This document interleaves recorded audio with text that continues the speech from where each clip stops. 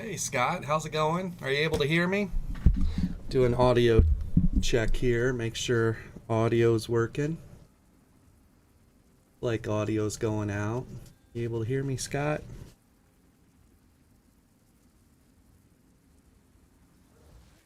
We're gonna do Sorcerer today, Mag Sorc and Stam Sorc. And our Mag Sorc is kind of a typical playstyle for a Sorcerer, and then our Stam Sorc's gonna be our Bobo Red Collar. I really like that build. Cheshire, how's it going, Cheshire? Are you guys able to hear audio right now? Loud and clear, awesome. How are you guys doing today? Do you guys want me to start on the Mag Sorc or the Stam Sorc today? I'm gonna be rusty on both. I haven't gone out. I haven't done much on the Mag Sorc in a long time. I did a couple duels just a couple days ago, and it was rough. But yeah, I want to see the mag. Cool. Okay. Yeah, we'll get a chance to do both of them today. If you're interested in Mag Sorc play, I have, it's called Own Your Battleground Episode 3, and that Own Your Battlegrounds Episode 3, it's all Mag Sorc gameplay, and then I finished with a Battleground where I went like 51-1, so that's fun. And then on the bow, I've got a lot of different footage on that. It'll be the Dreadcaller build, that Dread Arrow build that I just released not too long ago, and I've got PG footage of that. So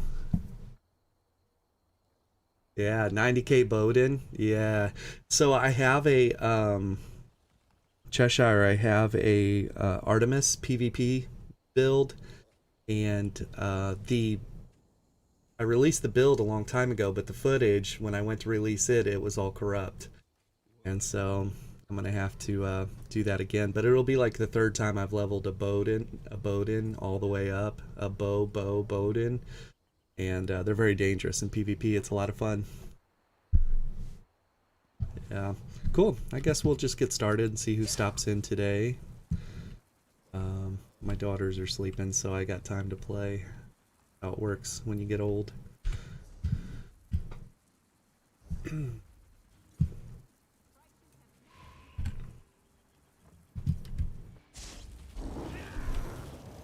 Are you guys able to hear the game audio, or is it pretty quiet? Speak to me before entering Mournhold, citizen.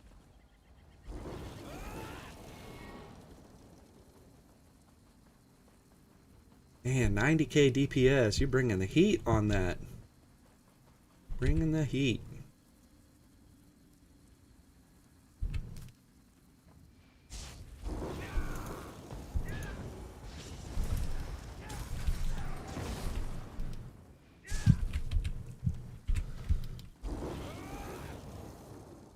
A little worried about lag. We'll see how it goes. I tried to do some BGs a couple days ago, and it was really laggy. Kind of disappointing.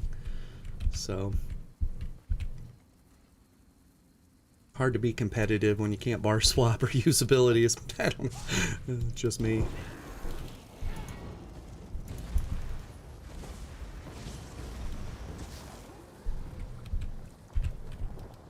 Cool. Okay. We'll keep the audio, game audio right where it's at. Oops. Sure we do this right. We'll end up in a group of really sweaty. We'll get paired with, like, against two other full teams of full proc set werewolves. No thanks. Gosh, have you guys been keeping an eye on the changes? Like, we've got Is There No One Else, and Christopher ESO, and Dan from Unified Gaming. Everybody's out there on the PTS right now testing the proc sets and stuff, and because of the current scaling situation, like, they're just almost 50% stronger. So hopefully that doesn't go live.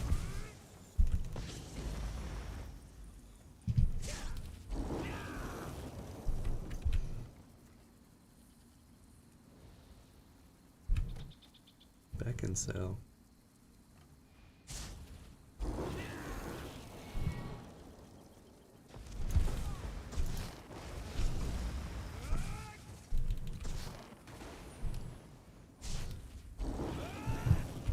So we'll see how long we are in queue, trying to get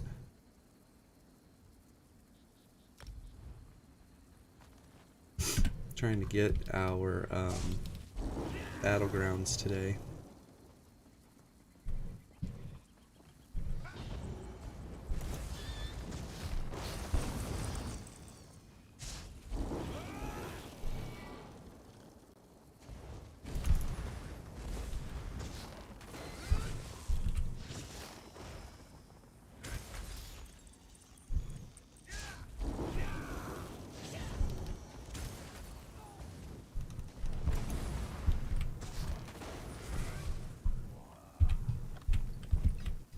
So on our Sorcerer for PvP, we're doing a real simple setup on it. This is a setup that I run whenever performance isn't where we want it to be, so having problems bar swapping and whatnot, but we're running the Phoenix set. And you can see the 2-piece on its max mag, 3 pieces magic recovery, 4 pieces spell damage, and then the 5-piece when you take damage while below 25% health, you get a damage shield that absorbs 27,000 damage and deals 7,700 flame damage to nearby enemies. So this is a really nice safety net.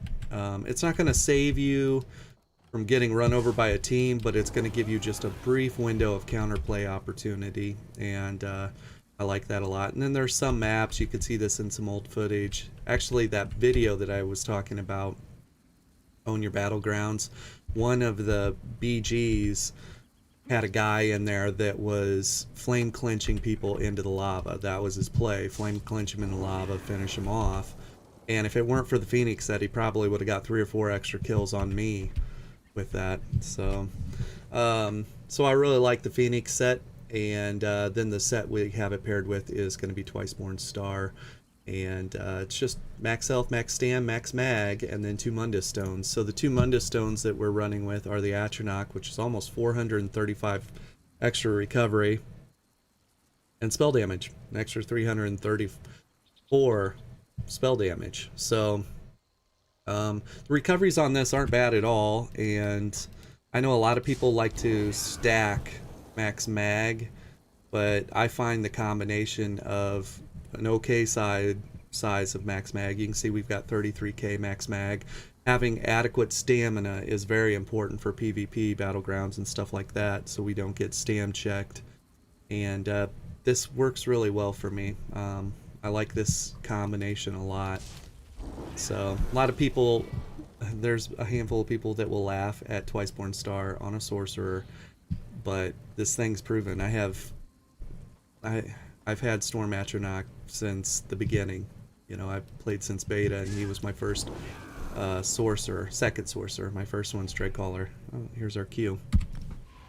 So Twiceborn Star has been awesome, and if you don't have some armor sets that have max health in them and you haven't put points into attributes for health, then you're like in that zone where you can be like one shot, and that's scary. So 25k on a Sorcerer gets it done.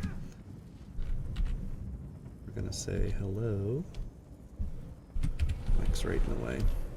Get one of those cool hanging mics. The cool hanging mics. How about that? Domination. We'll see what happens on Domination. I'm gonna be rusty. Don't judge. Fortunately, Sorcerer is easier fun to play, I should say. It's really all I focus on is what's fun to play. Kind of past my days of getting sweaty and pushing high MMR. I don't care to do that stuff anymore. Just a lot of toxic people for the most part in game. So, all about having fun.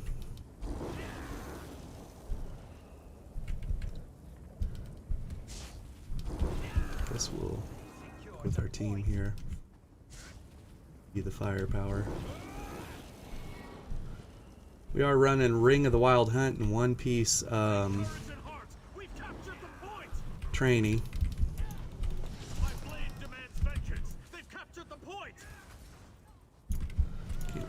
Look at this dude.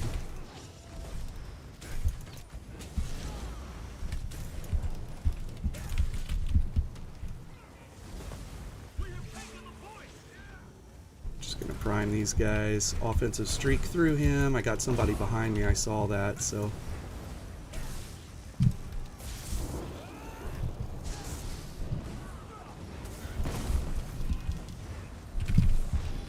See how we use our ult. We can just afford to sit on our ult.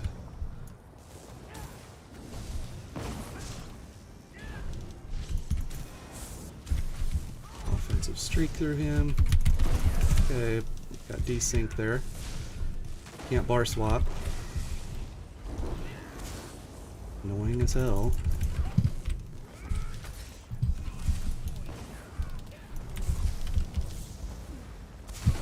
Gonna pull this sorcerer out here because that damn pet in the way.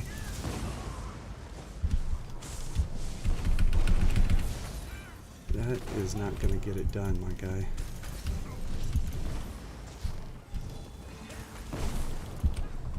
Streak through him.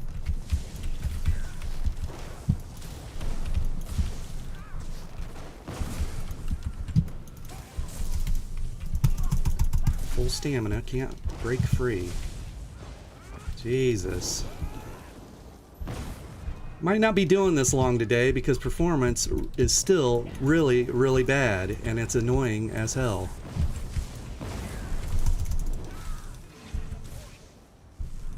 Can't streak. Yeah, we're not going to be doing this long today.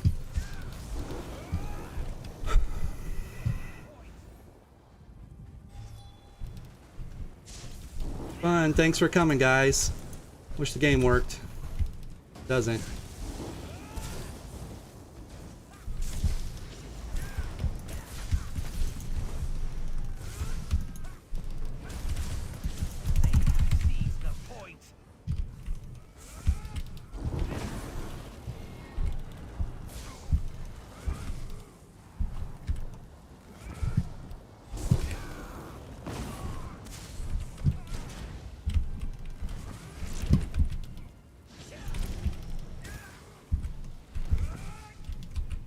Can't bar swap again.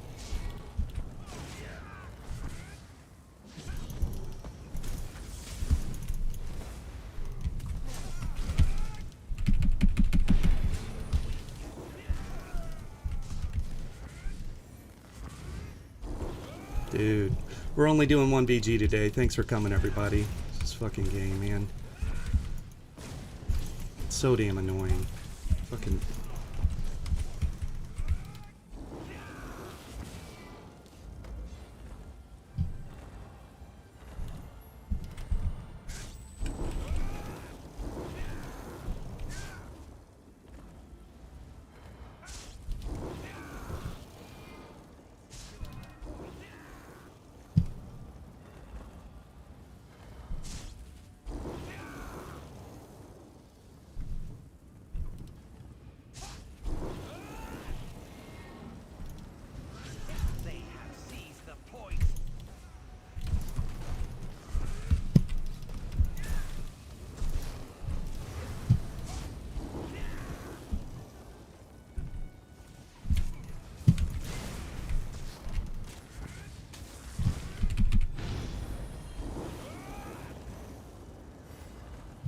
Such a hard time bar swapping. It's not a difficult thing.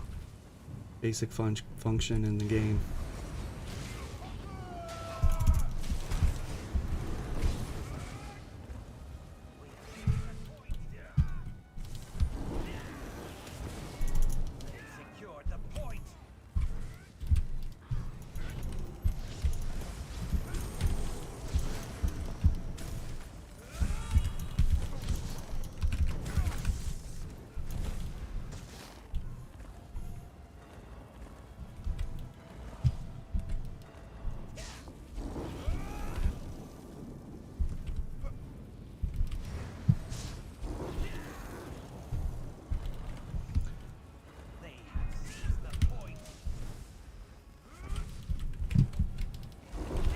My god, I hit a potion, and it takes a full second for the potion to actually work. It's so damn annoying. So very annoying.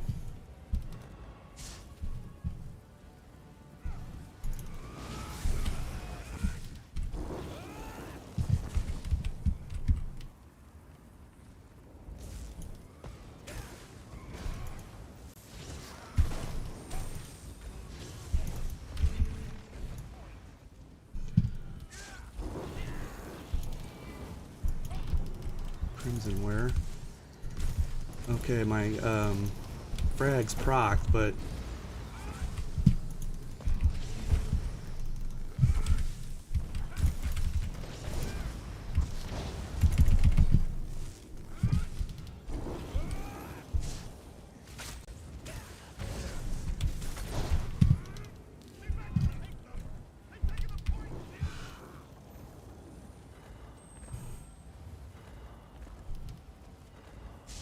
Templar is a lot of fun this patch.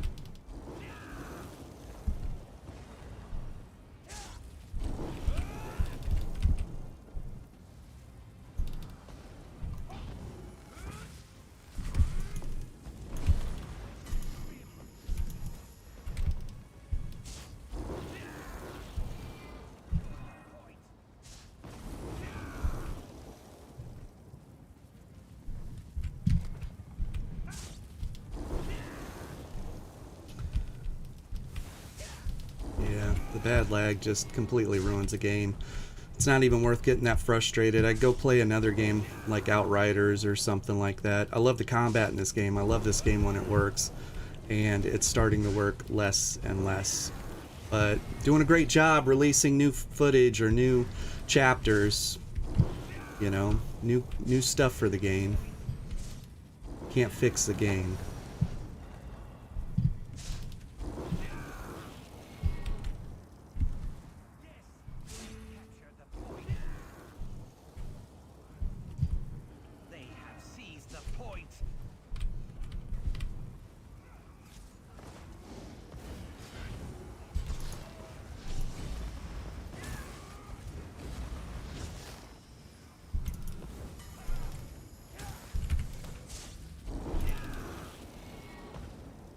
Guess I can't target that person.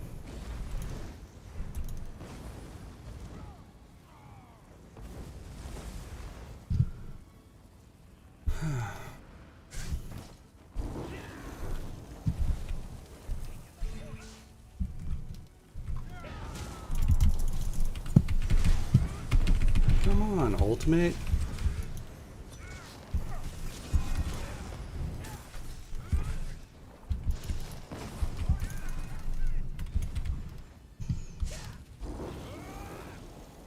To try 3 times as hard to kill people.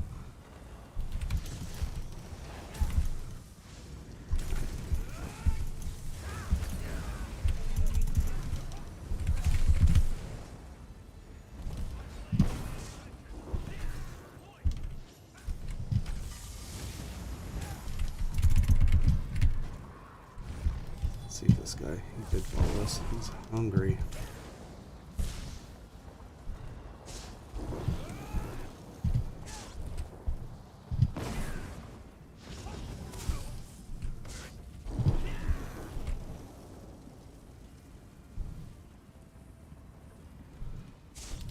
Thirsty.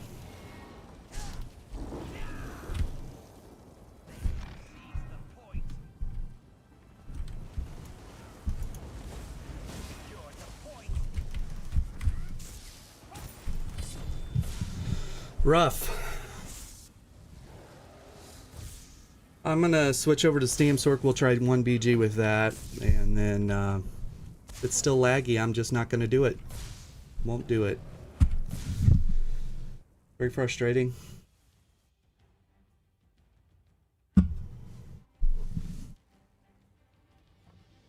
I would imagine it's still gonna be the same.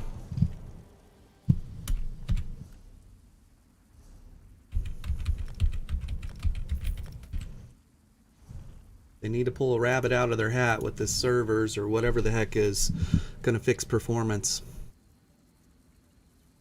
You know? Bar swapping, using abilities, using potions, there's just a huge delay. They haven't figured out the desyncing problem. Players can tell you what's desyncing you: overload, snipe, magnum shot, flame clinch, you know. So if the players can isolate the problem, this is causing desyncs, why can't we not fix it? Why can't we get it out of the game? So here's our different characters. We got Black Panther, working on some builds for him. We got Tiny Awesome, he's a Bobo, Pet Stam Sorc, it's really trolly but a lot of fun. We got Wonder Woman for my daughters, and we do PvP with her. She's a lot of fun. And we're working on Iron Man right now, Tony Stark. He's only level 26. And then we've got Steve Rogers, Captain America. I've got the build video coming out on Wednesday for him. And initially I was going to do 3 different builds for him, but I found one that just far outperformed the other builds, and so I just ended up doing the build video on that one, and I like it a lot. Deadpool, we're still working on him. He's more for the memes and the trolly funny stuff that we can do in Battlegrounds, and ultimately he's going to be a two-hand ganker from stealth, and we'll do the D-swing, surprise attack, heavy attack, onslaught, execute from stealth on people, and then kind of strut away, and it'll be pretty funny. Mando's my stamina Nightblade, and he's your typical playstyle stamina Nightblade. So, and I was just dueling with him a couple days ago. Very bursty, very dangerous, and he's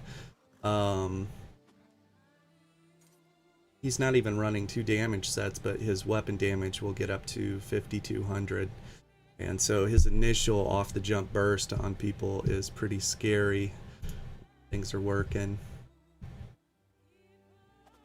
Yeah, we've got some fun stuff ahead. I got a bow ganker, professional. He's a lot of fun. And then we got our Stam DK Hulk Smash, and I'm build testing some things on him right now. And depending on what goes live, I'm not going to spend, it's roughly like 1,000,000 gold per build is what I spend if I don't already have the items in place. And so if I did 3 builds on him, his last 3 build video cost about 3,000,000 gold. So it's very costly to put the build videos together. So because of that, I'm going to wait until probably the next patch drops, and if all of the proc set damage stays, like the things that they said, we've recognized proc sets as a problem, and then that's cool that you recognize it as a problem, but they have double the tooltip now.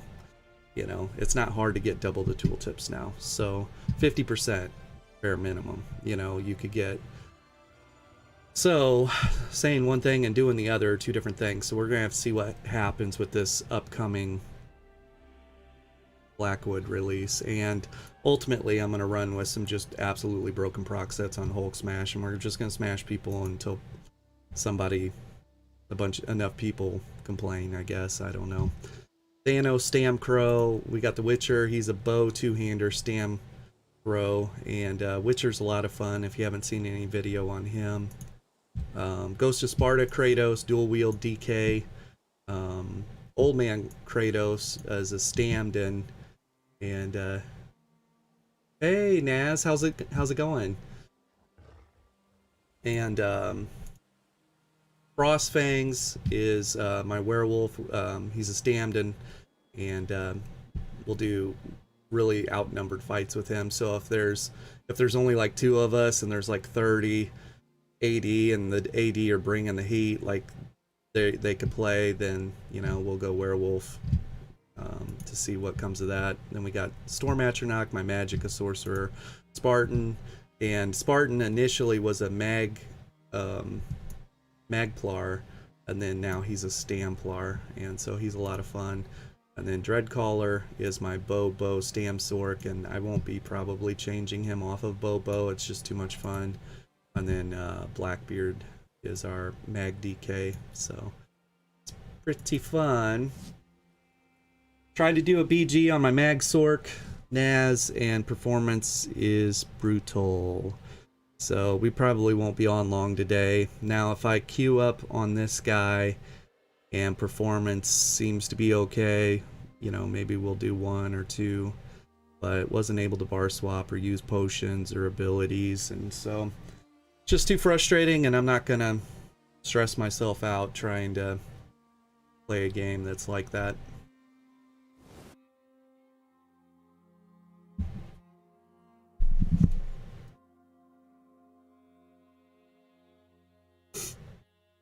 Hope everybody's day is going well.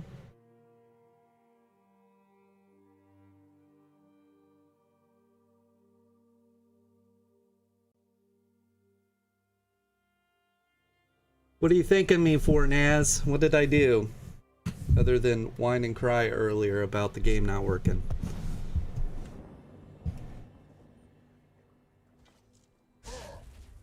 Hopefully we have everything.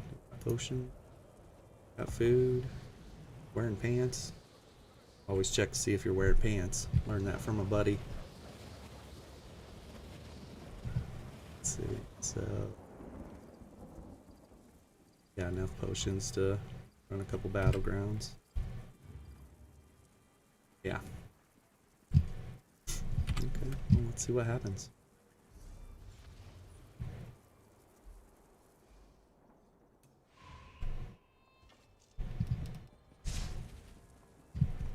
Played this guy in a while.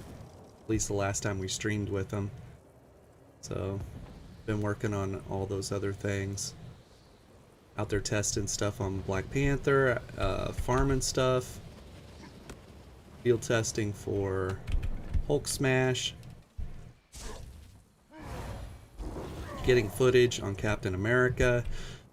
Sinful Duck and Zero Moss and I killed a group of 20 plus AD up in the districts a couple days ago, and I didn't hit record. Damn it.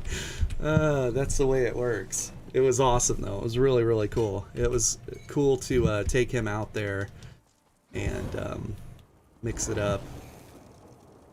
And that was a quick cute pop.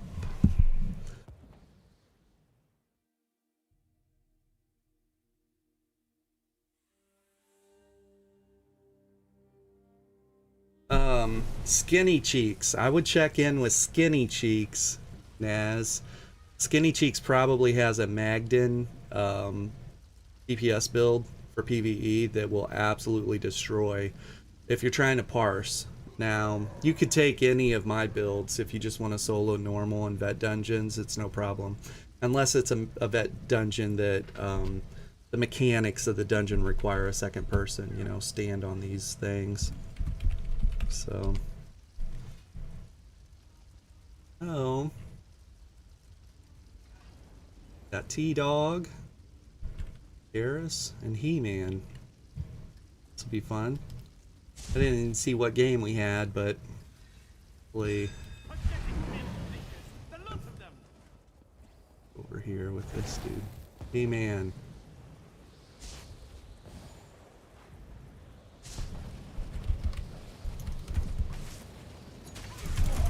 Woo!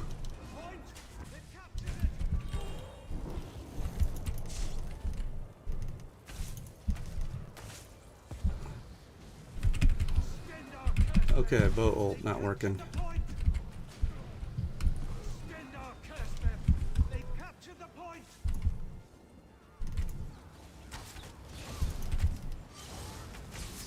There we go. Good job, He-Man. He-Man's in there front lining.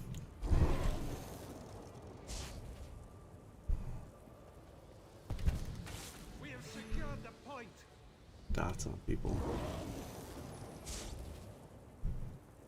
Yeah, I like Captain America a lot. I look forward. So watch Wednesday. I got the build video coming out on Captain. And I was initially going to do 3 build videos, but I found one that I just really, really like. The stats on it are great. The damage on it's really good for a... whoops, did not make it. Like that.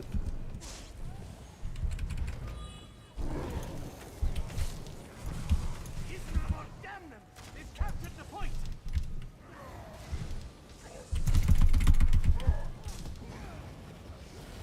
Okay, gotta hit abilities 50 times still. Very annoying.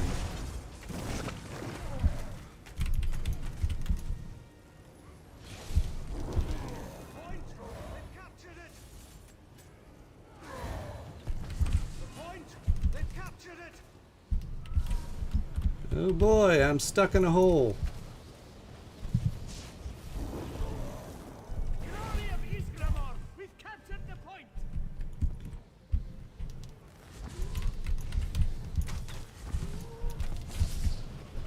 Stendar curse them! They've captured the point! He's going mid.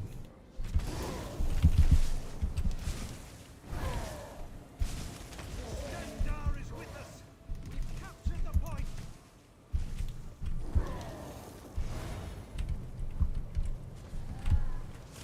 Stendar curse them! They've captured the point!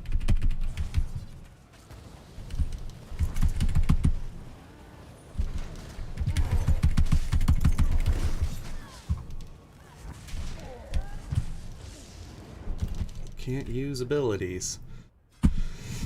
This will be the last one today because... very frustrating. Not gonna do it. Keep turning out builds on a game that doesn't work.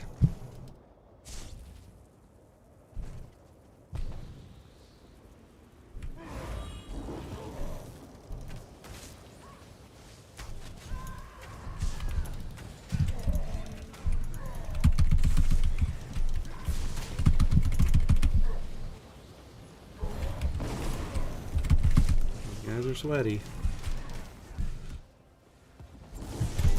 Can't move. Definitely last one for the day. Thanks for coming out. Not gonna play this anymore.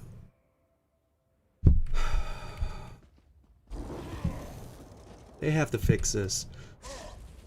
Fix your fucking game, people. Jesus.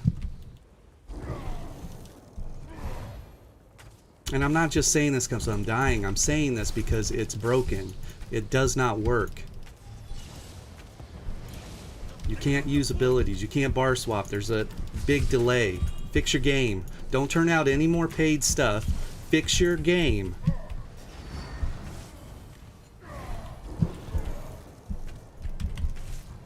Your churn, your burn, or your turnover on this game is going to be so high because people will play it and they'll be like, dude, love the game, abilities don't work.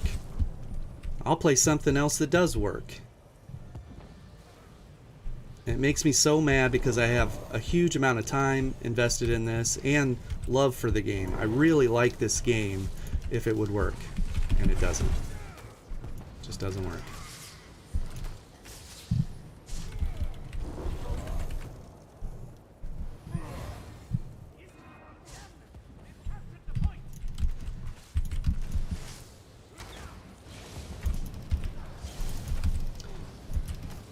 Stendar is with us!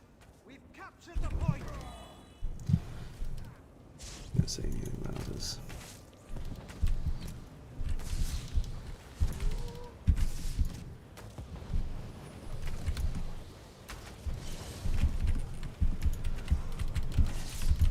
Lord, curse them! They've taken the point! Glory of Isgramor! We've captured the point!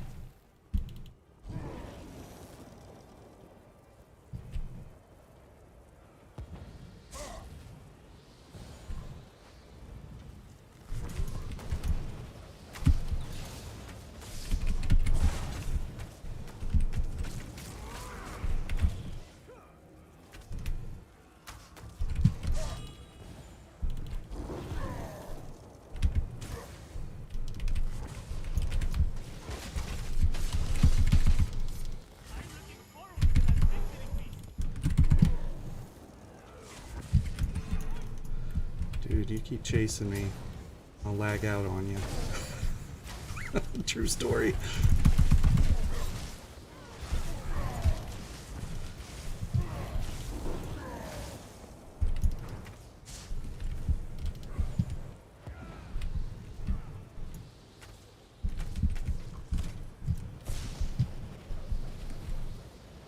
Yeah, you're absolutely right. People have to stop being nice about it.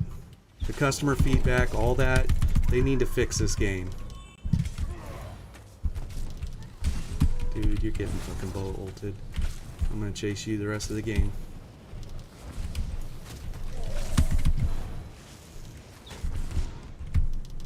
I don't know what happened there. Just got one shot. They 100% need to stop being nice about it. Stop pussyfooting around about it, you know. And we're putting new content out, but we still have not fixed the game and made it to where the game can work. That's a problem. Stop turning out all the new content and fix your game.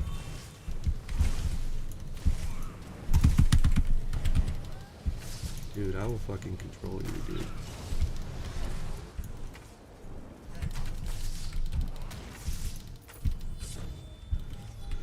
Okay, thanks for coming by.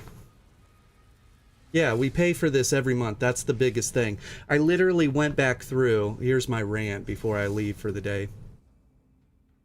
Yeah, you're right, Scott. If there was an alternative, a lot of people would leave. But, thank you. The problem is I go through my footage a year ago, almost 2 years ago. I'm saying the exact same things. Fix your game. Don't release any new content. Fix your game. Performance is bad. Abilities aren't working. You can't bar swap. You can't use potions. Fix your game. Don't give me the next chapter. Don't give me the next new shiny thing. Don't update the crown store. I know this isn't a viable business model, by the way, but I'm just saying it's very easy to focus on all that stuff, and you have a huge amount of work and effort going into doing that stuff, and you're not doing the most core value, core function, and that is providing a game that works, you know. So, and to add to all that, to add to the fact that the game doesn't work, the level of frustration is what Brian Wheeler says, you know, we hear you loud and clear, or Gina says, we hear you loud and clear, and, you know, we're going to fix proc sets. And then every content creator is jumping on the PTS right now, and I know it's only week 1, but we're able to achieve 50% to almost 100% larger tooltips on proc sets. Do you even understand your own game's math? You know, do you even understand to say that and then have this are two separate things? And I know it becomes very easy to sell the next new whatever when you have a mythic item that has 10k resistances and 5k health and 500 stamina health recovery and all this stuff. It gets very easy to sell the next set, the next thing. I get it. But if that's what they're going to do, and they're just going to keep focusing on the next new thing and funneling in new players, and they're not going to focus on keeping the ones that they have, because the ones that they have will know that the game's not working right. And that's it breaks my heart. It breaks my heart to see it. So yeah, Nid, you're 100% right. You know what they need to do. Yeah, see you, Skid. Sorry, I'm ranting today. I'm just very, very frustrated the game's not working. Yes, Skid, 100%. Imagine if they put half the resources towards performance that they put in the crown store housing stuff. Imagine that. Stop everything you're doing. Fix the game. Fix it. And then you can go on and start adding stuff. And do they not have an answer? We don't know how to fix it? Like, is that what's going on? I don't know. It's so frustrating. And normally I bite my tongue about this stuff, and I'm just tired of biting my tongue about it. So I have a YouTube channel where I try and have fun playing Battlegrounds and putting out builds and doing thematic stuff, I have to move away from the sweaty BGs, and I have to move away from being competitive in this game as best I can because of the lack of performance. So the game just doesn't perform at a high level, and when you die because you can't bar swap or you get desynced or whatever, there's nothing more frustrating than that to me. I don't care if I get killed by good play, but I don't want to get desynced and then killed for stupid stuff. And so, and I know that there's going to be PvEers or like, game works great for me. Well, yeah, it does. You're out there questing in the world, and it's a great big world, and that's awesome. But from a competitive PvP, I'm not, I wouldn't even say I'm competitive PvP. I do thematic builds, and I run around and do BGs, and they're lower MMR, you know. Um,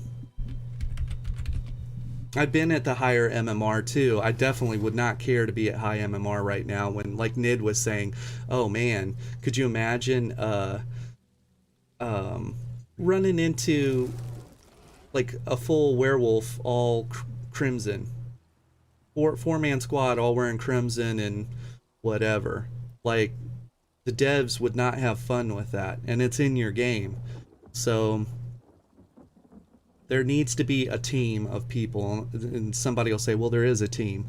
There needs to be, they need to get, is there no one else, and Dan from Unified Gaming and Christopher ESO, and I think I have a, they don't like Christopher ESO because he's very open and talks like this about the game, and so how can you back someone like that? But it's because he's passionate about the game and it doesn't work, and he keeps throwing his voice out into the void saying please fix the game or this can't go live, and it still goes live, and then it's a problem. And so, but they need to get people like that that want to see the overall health of the game and start working with them and have real, you know, real impact. Don't just say we're going to elect a team for performance because that's going to give us another 8 months of leeway with you know, our consumer, the people that buy our game. We're going to get another 8 months if we, I got $1, you know, or I got a carrot, just wait 8 months, new servers on the way. So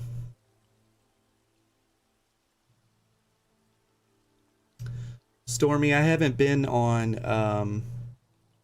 the Ronin build, but I do have a armor Black Panther coming out. He's got a medium build too, but yeah, Sunbark and Chimes. Yeah. Skid. I don't even feel like they would have to put all the other stuff on pause. I would say they rake in enough cash to have people do both. Yeah, I totally agree. Hey John, there's so much information being processed, nobody can keep up. It doesn't matter what game, they all do it. ESO is especially bad because the high player volume. Yeah, and that's the thing is, you know, in the gym industry, a gym itself, the analogy is a gym's a bucket. In the bucket, you want to continually fill water in the bucket, okay? So getting new members through referrals, advertising and marketing, you know, lead generation, how do we fill the bucket? And so if you were to say this game is kind of like that bucket of water and we're filling it, they're doing a good job filling the bucket, but there is so many holes in the bottom of people leaving the game, you know, because of poor performance and things. Now, most of them probably, this is just my guess, most of them are probably PvPers. So, and maybe they don't view that because it's a smaller majority of population. They don't view that as a total loss. You know, there's always going to be the casual PvPer that comes in and they'll get to a certain point when they realize, you know, game's just not working. It's, you can't be competitive with it. Oh, you're running the Ronin build? Yeah. Are you doing the D-swing animation cancel surprise attack rotation with it, or are you just doing the heavy attack surprise attack and then the relentless focus? Yeah. Thanks, Skid.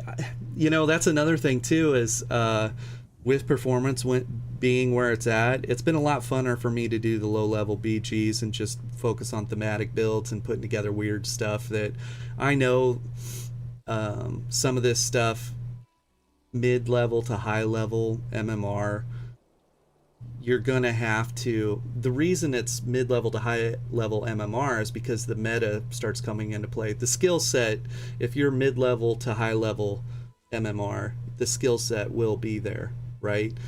But everyone starts funneling into the same gear sets for the most part because that's the meta and they're the proven most dominant thing. And we're at that point right now where people are figuring out the meta, and so we're coming to a point where most everybody mid-level, most definitely high-level MMR are going to be wearing the same stuff. And so I have some people coming on the channel that are like, it takes no skill to do what you do and stuff like that. And it's like, I'm not even trying to be skillful. I'm just trying to have fun, man. Like, get off my ass. So, like, if you can't watch this and just say, oh, I like the music paired with the, yeah, I could see that. That looks like Captain America out there. That's fun. If you can't do that, get the hell out of here. Like, go to one of the top 10% content creators' pages and get your build from there. Get your information from there. I don't care to entertain, some elitist assholes. So get out of here. So, yeah, heavy surprise bow. So if I was running Ronin right now, Stormy, that's exactly what I would do. I would run the heavy surprise and bow because bow's hitting so hard right now. Yeah.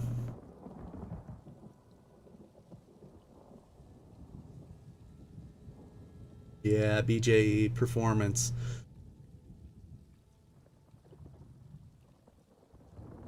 Yeah, accepted casualties, skid. Yeah. It's very disappointing. I hate that aspect of this because it's a beautiful game and it's very deep. Like, the questing's fun. There's so much questing. It's such a huge world.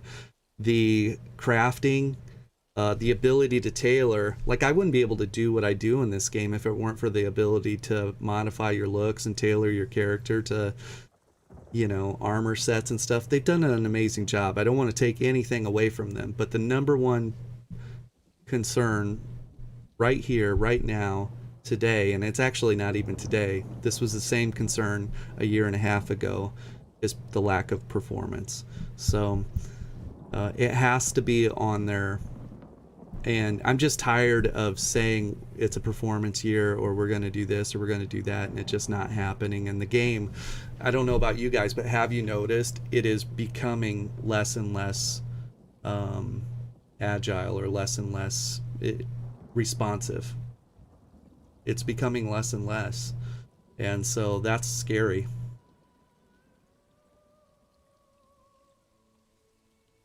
That right there, Skid. I don't care if it works the best as long as I'm having fun, and yeah, I can get the job done and it's having fun. Bone monster helmet. Okay. Yeah. Yeah. Please fix your game. I mean, yeah.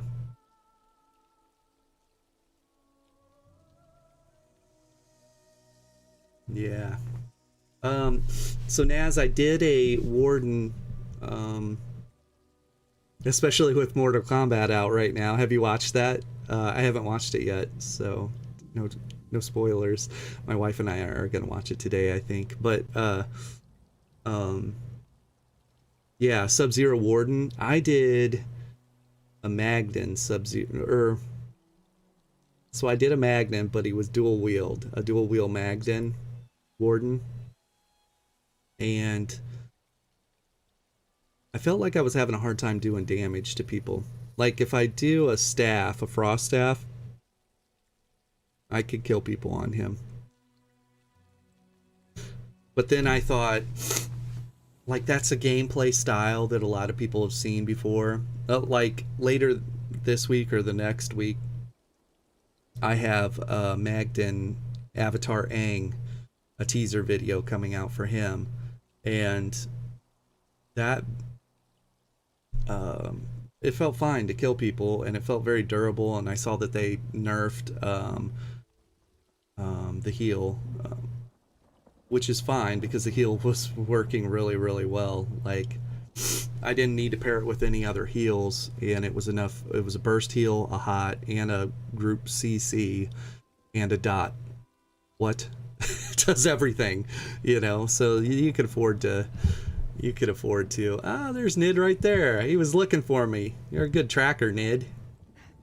Really good tracker.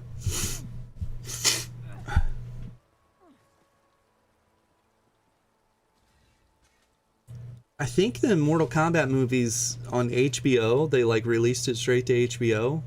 I'm pretty sure. Can anybody confirm that?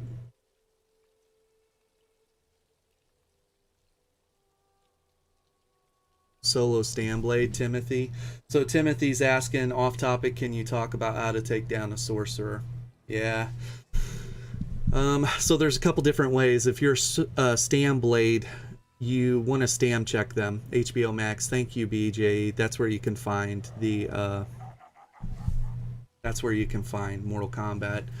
So Timothy, I would say sorcerers are super dangerous. They're going to have their streak. It's not blockable. It's going to stun you, and you need to line up your burst or Stam check them. So some classes have the ability to immobilize a root, and the immobilization or the root is on a different global cooldown as far as CC immunity goes. And so you're going to want access to an immobilization or a root when you're trying to Stam check a sorcerer.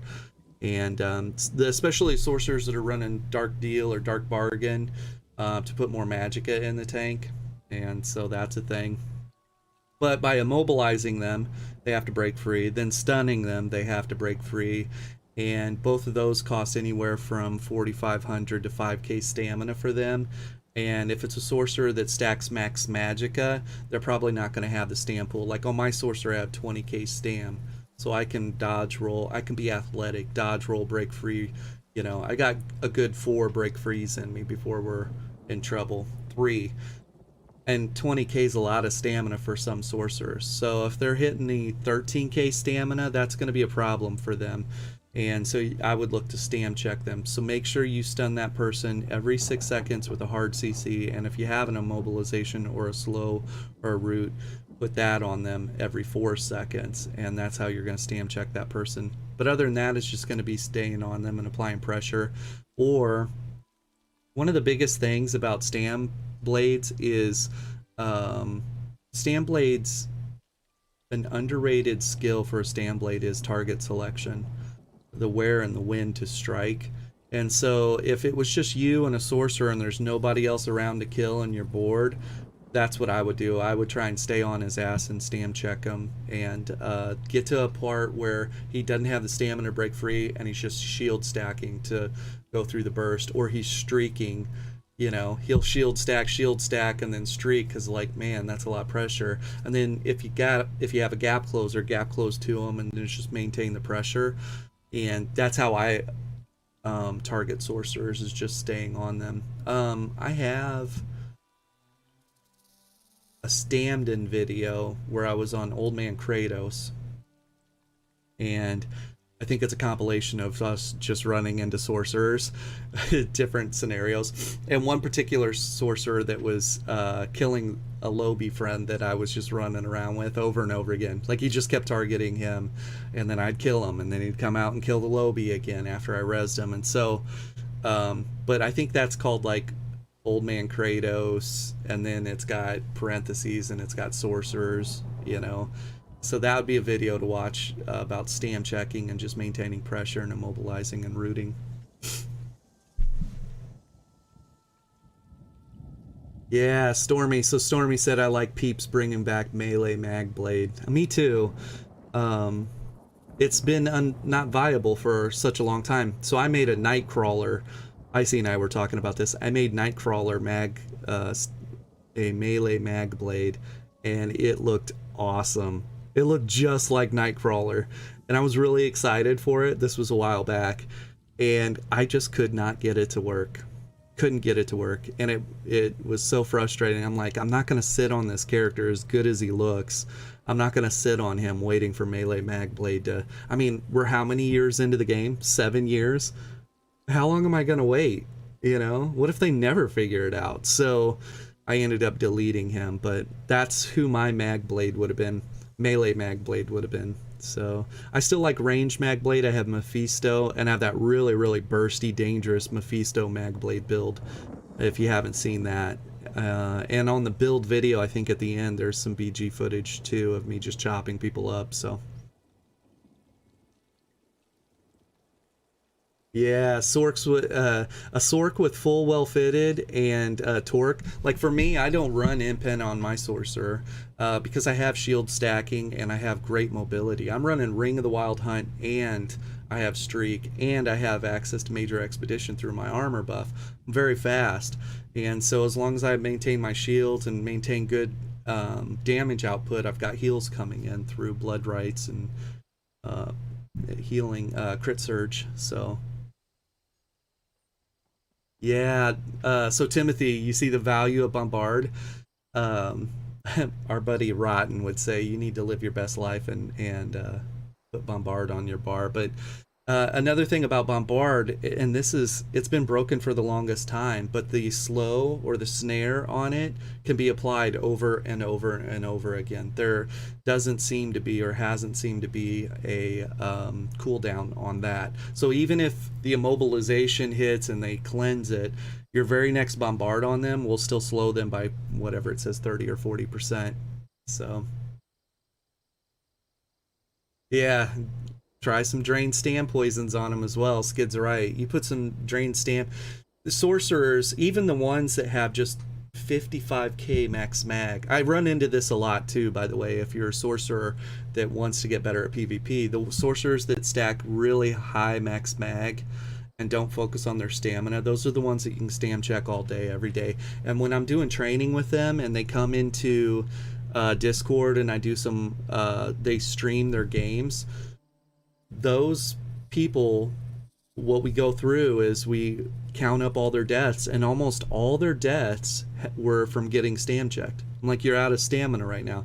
And I'm like, look, still got 20k max mag, you know, but you're out of stamina, and that's how you're dying. So the build, while it might feel right and you're listening to a lot of other people that say max mag's the way to go, somebody told me this, do you even play mag sorc, you know? And it's like, 2 days earlier I just had a 51 and 1 BG on my mag sorc, you know, and they're like, do you even play mag sorc? And it's like, nope, sure don't.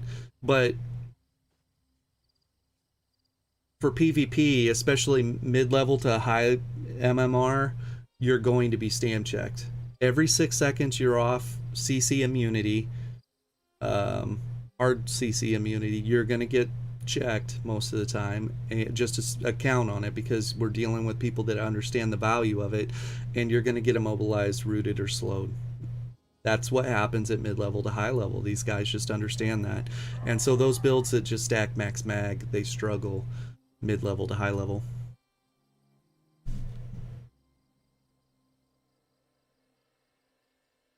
Ah, your 6-year-old? Yes, Stormy. Hey, I want to apologize to you. I'm releasing every once, like, so my Iron Man had some profanity in it. So I got a 7-year-old and a 4-year-old, and I try not to do that because they actually watch my channel and they love this game. They want to play this game. So I try not to have profanity in there, and I try not to cuss, which we failed at epically today. But and the Deadpool video had some cussing, profanity in it, but I was like, I don't think in my heart that I could do my Deadpool videos without having some of that in there. But I wanted to apologize. I'm going to do a better job about making sure that everything's clean, so you can watch this stuff with your 6-year-old safely, because I think that's fun. I like sitting down and watching it. My daughters love the Captain America video, that song, you know, Hear the Wrath of My Vibranium, on the low level Steve Rogers teaser. I love that song too. And but my daughters love that so much so that they memorized it and they sing it, and they'll just be randomly singing around the house, and it's one of the coolest things. So let's see what we got.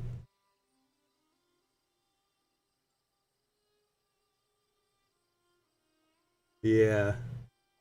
Yeah, Nid. You just spam that bombard, and it's just the most annoying thing. Timothy, yeah, but does Stam poisons increase cost of non-abilities? It'll increase the cost of everything. So their dodge roll, their break freeze, and everything. You'll really Stam check the sorcerers quick too they're if they're breaking free and then dodge rolling also. You know, because both of them are a 4K plus stamina. So stam checking is the best way to the heart of a sorcerer. So I use Magicka Drain. BJE says he uses Magicka Drain, drains stam health and mag while increasing their ability costs. Yeah, that's dirty. BJE's out there using the dirty poisons. Ah. He's like, you'll have no sustain whatsoever. You'll just have your health. At the end of it all, you'll just have your health, and then you'll take that, won't you? So he goes to public school. Yeah, so he's learning new words. Can he teach you some new words? Yeah. The snare. Yeah, so hindrance poisons, is that what you're talking about, Stormy? Yeah, the hindrance poisons are annoying as hell. And so that's what I would recommend if you can't find a spot for bombard, at least running hindrance poisons on your Stam Blade, Timothy. Hindrance poisons will be nice. And I'd run those maybe on your back bar bow. So that way they have a chance proc at any point while your poison injection or venom is ticking, and that will apply the root or slow. It'll apply the immobilization effect for you if you don't have a slot on your bar to actually drop on bombard. So good call on that, Stormy. Yeah. Well, we might as well do this. What other questions you guys got? This is so much less stressful than trying to bar swap in this game.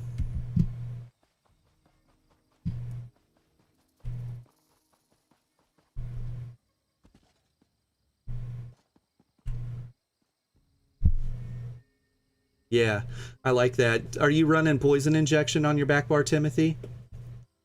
Like maybe a master's bow and poison injection? Because if you had an infused master's bow with a weapon damage glyph, that's like 700, 800 extra weapon damage.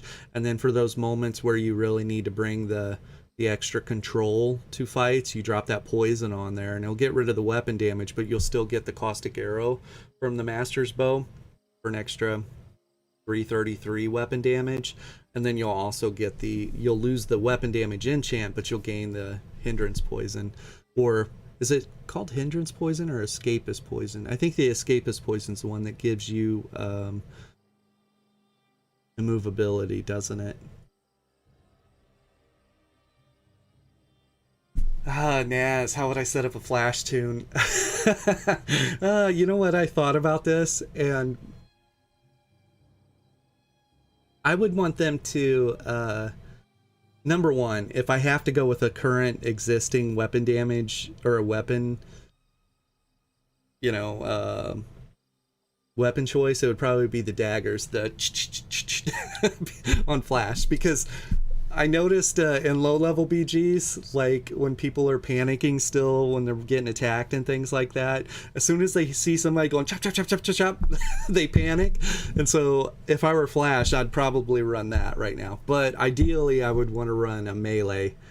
I would want to run melee on Flash, and I would run Coward's Gear, and I would probably run... what's the set? I would run Coward's Gear, and probably... It depends on who it's going to be, too. I guess it would be a Sorcerer, wouldn't it? And it would be a hybrid. So that way I could use the Major Expedition Sorcerer. The Lightning form. So you get Major Expedition when you trigger that. So you have Major Expedition, and while you're sprinting, you get Major Protection. And then I would run Fjord's Legacy, or there's an armor set that gives you minor expedition at all times. So I would run that.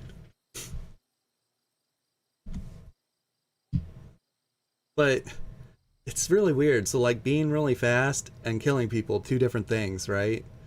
So I'd need a really fast build. I feel like sorcerers definitely play because streak too. Like that's a flash ability. So it would be a hybrid sorcerer. Prisoner's rags, is that it, John? Excuse me. Black Rose Bow, Magnum, and Master's Bow, Venom, and I alternate between using them. Although you favor Magnum because it's amazing to shoot people off. It is amazing to shoot people off ledges, and it's an underrated skill for bowmen too. If you can figure out all the best vantage points to do that and lead people to those points, and then you can eliminate the numbers and make some of the fights even easier for you.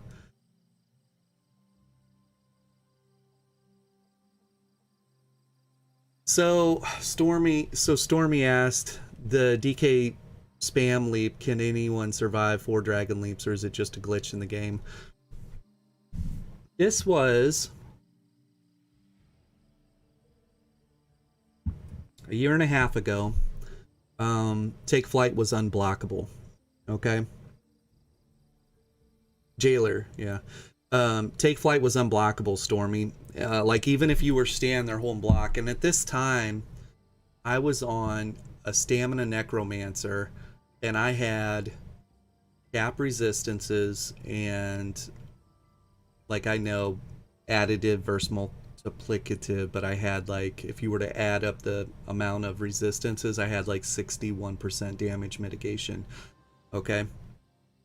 And I was fully buffed up, and I was holding block, and one DK took flight and one shot me. And I had like 30k health. And this was in a duel. Okay. And I'm like, what the heck? It surprised the hell out of me because this guy that I was on, Vodic, was my beast. It was my beast at the time. It was my guy I would jump onto when I needed to go kill a bunch of people and in the sewers or up in the districts. And he was a monster. And to be dueling this guy, and all he did was take flight, and I died. And I'm like, what the heck? And so we dueled again. And he laughed, and he said, that's a lot of damage, my guy. And I'm like, yeah. Like, something's not right here. Like, I was holding block and fully buffed up, and you killed me. And so then it ended up happening again, the second duel. And then he kind of talked a little trash, you know? And so I kind of wrote that guy off because I tried to explain to him, look, it's going through block.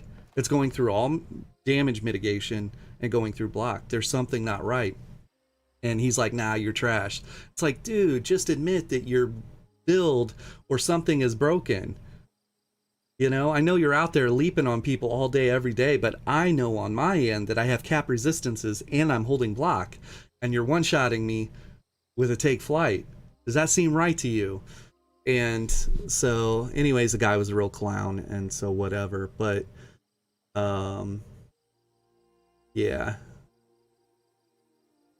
I don't know, Stormy, about that when you're talking about the take flight. It seems to me that take flight's still hitting really hard.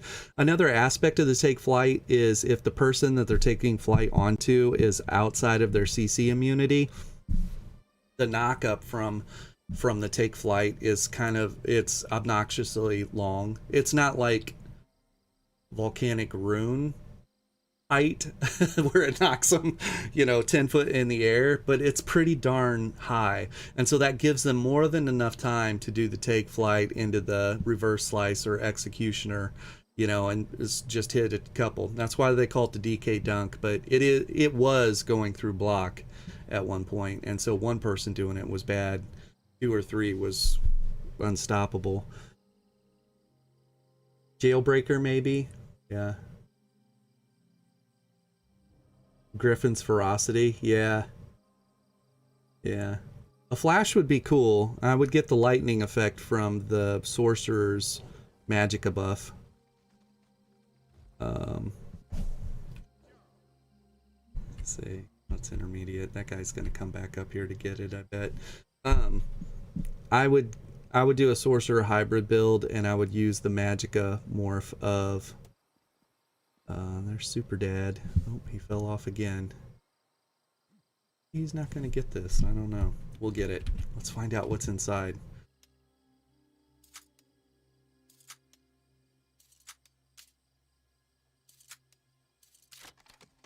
Icy would cringe right now if he was watching, because he'd be like, why are you picking locks? Why aren't you just cracking that open? You know, if you'd follow my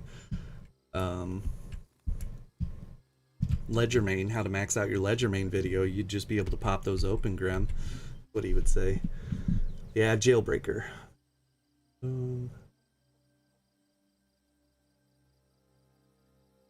So Naz asked how long it takes to level up a character. So it depends. I'm over 100 now. But it's fun for me. It's way more fun than jumping into a BG when the game's not working. And so leveling a character and figuring out that play style for that character is fun. I could do it super fast and pop some ambrosia and scrolls and whatever else and do some grinding, and I could probably have it done in 4 to 6 hours. That's normally not the thing for me. I like doing the low BBG teasers, so they're a lot of fun. So, and I don't take them too seriously, but for me, I know this to be true. I don't want to race to end game with a play style that I haven't gone through the ropes with. And so, like, take my Captain America that's sword and board. I don't want to race to end game with a sword and board build and be in game now and not know how to kill people on BGs. So I want to figure that out along the way, the best rotation, where the sustain's at, how the build feels, and how can we be true to the thematics of the character so we won't run optimal abilities, or we won't run, in some cases, you know, different things. So I don't want to deny myself that maturation process, so I'll slow play it. But in Battlegrounds, leveling that way, you still burn through the levels so quickly. If you just do you could log in and do a daily quest, a daily BG, and then do your BG quest, and you'll still be at CP in under a week, you know, on a character. So, and for me too, with as many characters as I have, that works out just fine. I don't want to get to end game and be completely incompetent or not able to play on that character or that play style, so that's important to me. But a week turnaround time, do a low BBG, then a week later now we're testing gear at CP, or 2 weeks later we're testing gear at CP, and then we're putting the build together 2 to 3 weeks later and releasing a build video on that player. Is about a, you know, when you're juggling, I'm freaking juggling like 10 characters, you know, or well, 18. I got 18 character slots and I'm juggling all 18. So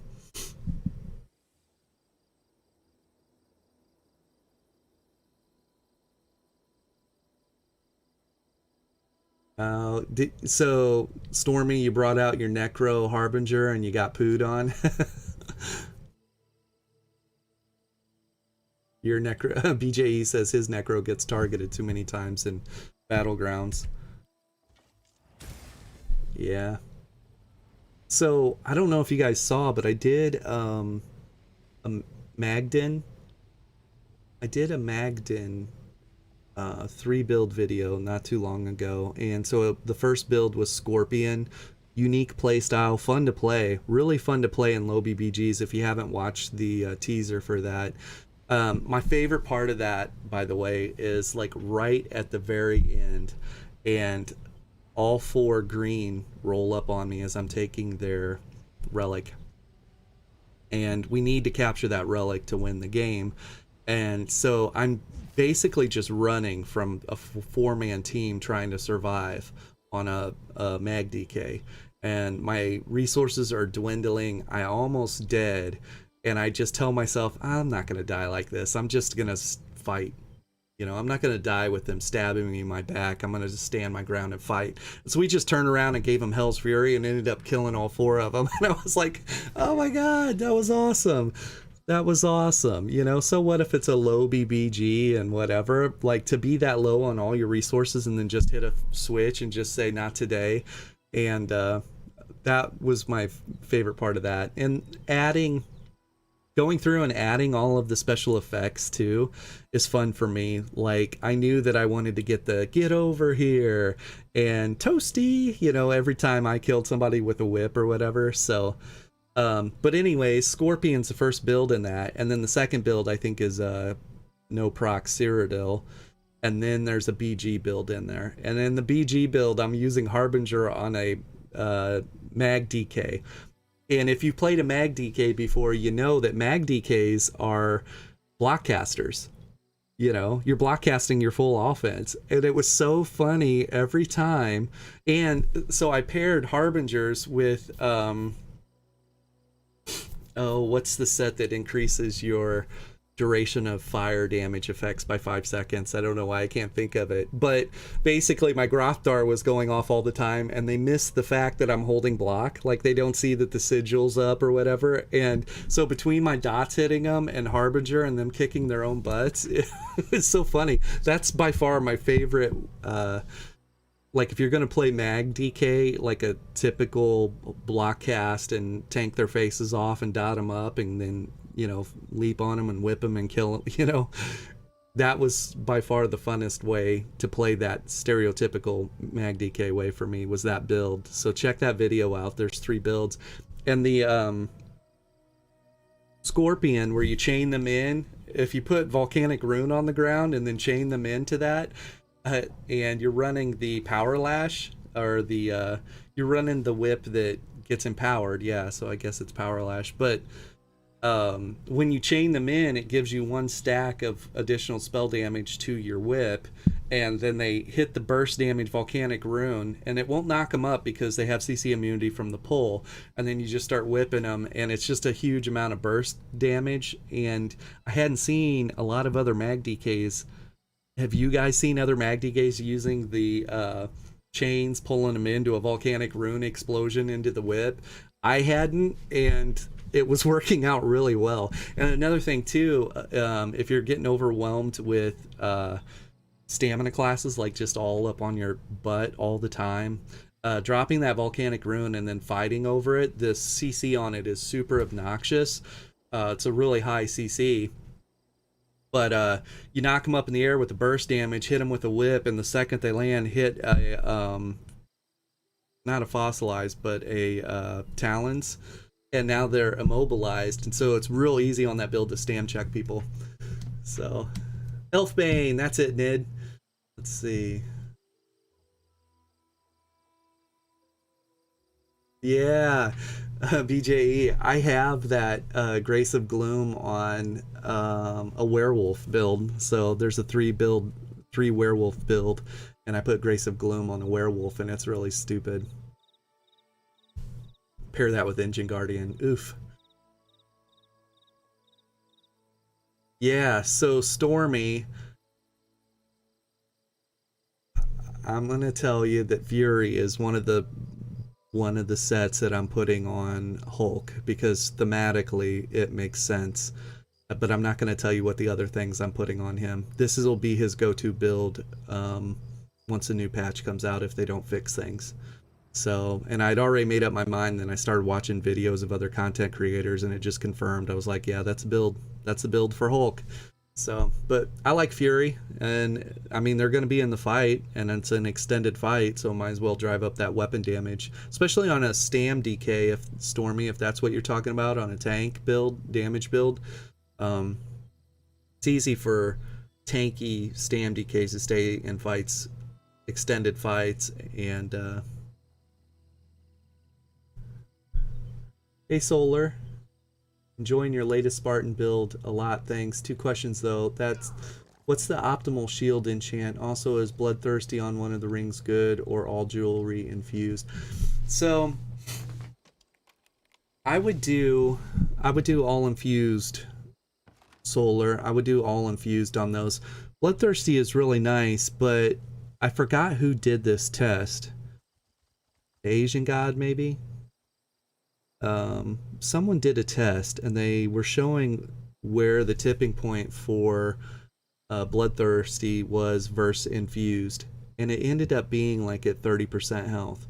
At 30, just at 30% health, when they have 30% remaining, um, Bloodthirsty starts to exceed in the weapon or spell damage of Infused. Well, at 30% health, they're within one shot range or one execute anyways, right? And so if that's the threshold for Bloodthirsty, then maybe that's not even really, you know, super helpful on some classes. So that was my take on Bloodthirsty versus Infused.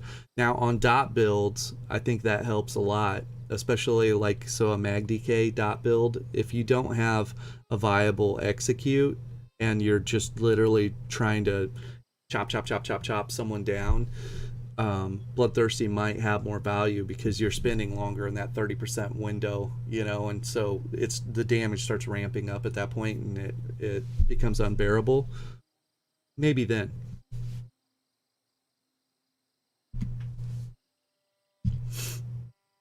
Oh, Nid, that's gross. Nid just sent me the build he's running. I won't give up the secret sauce, Nid, but Icy's running almost the same thing, Nid, and he's getting a lot of Telvar right now.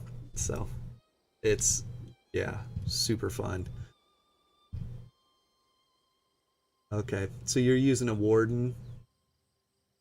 Stormy's using a Warden with Fury. I like that. Are you using two-hand? Stormy's using a two-hander on your Warden, or are you using dual wield?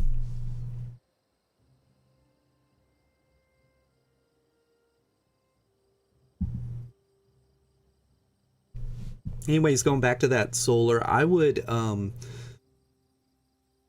go and see if you can find a video where, I bet you if you just randomly looked on YouTube for Bloodthirsty versus Infused, there's going to be really great content out there for people. Yeah. Yeah, Nid was just saying that he doesn't enjoy fighting proc abusers because it's so hard to beat them, and especially if they're an experienced PvPer and using procs. And that is the root of the problem with PvP. I like skilled-based PvP for the most part, and there's a lot of people that are really, if you can't beat them, join them. I guess that's a thing. And if we keep playing this, we might have to do that. We're just gonna start turning out the most broken combinations of things and be that guy. So yeah, I like, so solar, I like prismatic enchants on everything. Um, you're gonna need stamina, even if you're a mag class. You're gonna need stamina in PvP. You're gonna need health too, to get you up over that health threshold or give you a counterplay window of opportunity, you know, so you're not completely one shot. And then most everything needs max mag.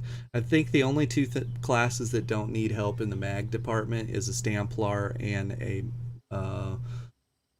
mag or a Stam Crow.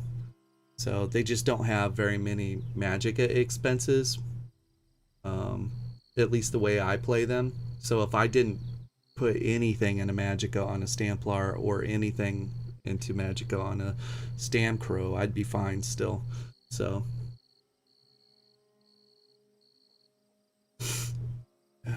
nose is runny from all that crying earlier. My Mochi's game work.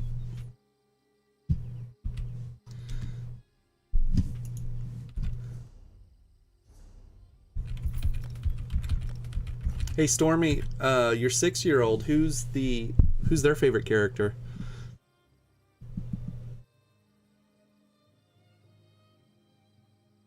What sets are you running, Solar?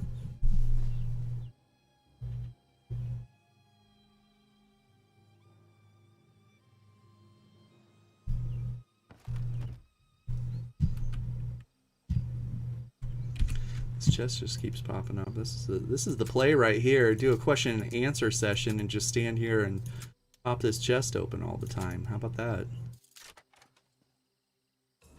You guys saw it here first. Stand here, wait for the gods to drop a chest. We could do this a lot too. Steve Rogers would say, I could do this all day.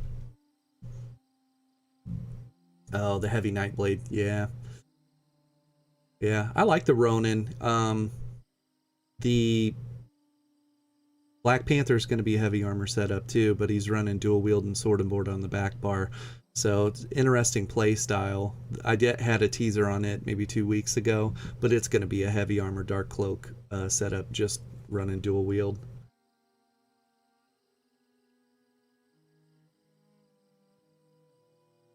Okay, so Solar, you copied the mechanical acuity and oh, what's the armor set that strips the resistances? That thing just absolutely chops through people. Yeah, it's very dangerous and bursty.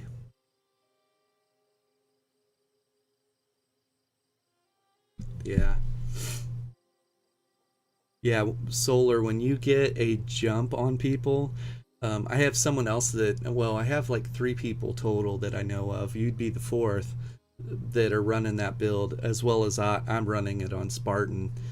But when you get to jump on people, they're just gonna be like, what the hell? That burst is just ridiculous. That's crazy burst. Okay, cool. You went with the front bar, back bar setup on it. So you went hard mode. Yeah, that's, dude, what is that? Like 35k, 40k pen? Like, nobody's gonna have the armor to handle it, like the resistances to handle that. Yes, so smart. I like Unleash Terror, BJE. I haven't done a build using that in quite a while. I think at one point I have a werewolf build that uses that too. When you gap close to people, it applies that extra dot. Yeah, Valor's 2-piece. Yeah. That's so smart running the mechanical acuity back bar setup. Like, you're going to gap close to targets to stun them, to allow yourself to put a full 5 seconds of jabs into them, which is like 2 full rotations. And just your jab rotation by itself is applying major breach to the target. So it's just gross. So gross. And it's all crit damage too. I had somebody left a comment that said that build is theory crafting or it doesn't work or whatever, and I'm just like, I don't know. Maybe it doesn't work for them, but I know that when I'm on that build and the game's working right, it really, really chops people up. And that everyone I talked to said the same thing. Like, that Spartan build just chops people.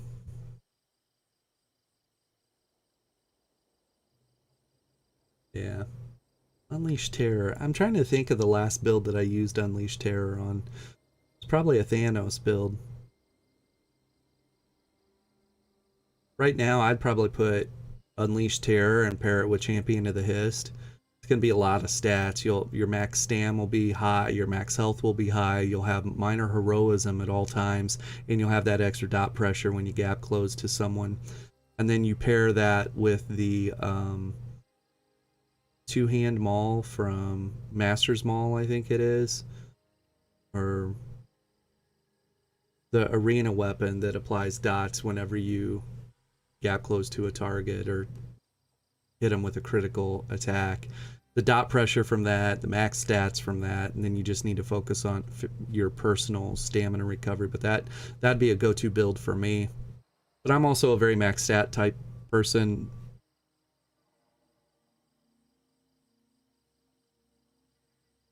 Yeah, check that out, BJE. That build is super dangerous. So really, really dangerous. And with some adjustments too for dueling, it's dangerous, you know. And I wouldn't worry about on mechanical acuity the 21-second cooldown timer. A lot of people are like, man, but that doesn't come up for every 21 seconds. I'm like, they're not even going to be there come the second 20 seconds if, you know, if they don't play the first 5 seconds right. They're not even going to be there. It's so much pressure, it's so much damage, and you have no resistances during that. So you need to check that out. Hey, see you, Naz. Thanks for stopping by. Sorry I was crying earlier. What was the other person you mentioned? PvE. So Skinny Cheeks is who I'd look at. Skinny Cheeks. And if you're in Unified Gaming, Dan from Unified Gaming, if you're in his Discord, you might be able to track down Skinny Cheeks through Discord. But just look up Skinny Cheeks on YouTube. And he really focuses on every class, every playstyle for the most part, and how to optimize their DPS for trials and whatever. So from a PvE standpoint, and you know, everybody says that's the man, so who am I to argue? Skinny Cheeks. Mag DK spamming chains with Unleashed Terror. Ugh, that's gross. You know, I don't know, BJE, if I would spam chains or if I just spam crit charge. So the guaranteed critical hit every time you gap close to them. And it's way easier on a stamina class to manage your stamina, get more stamina in the tank, whereas on a Stam DK, you're always going to need your Magicka to reapply your buffs, and they're like 4 or 5k plus Magicka. So if you don't build a Stam DK properly, you can be just sitting dry on Magicka and not able to get your buffs back up. I know that.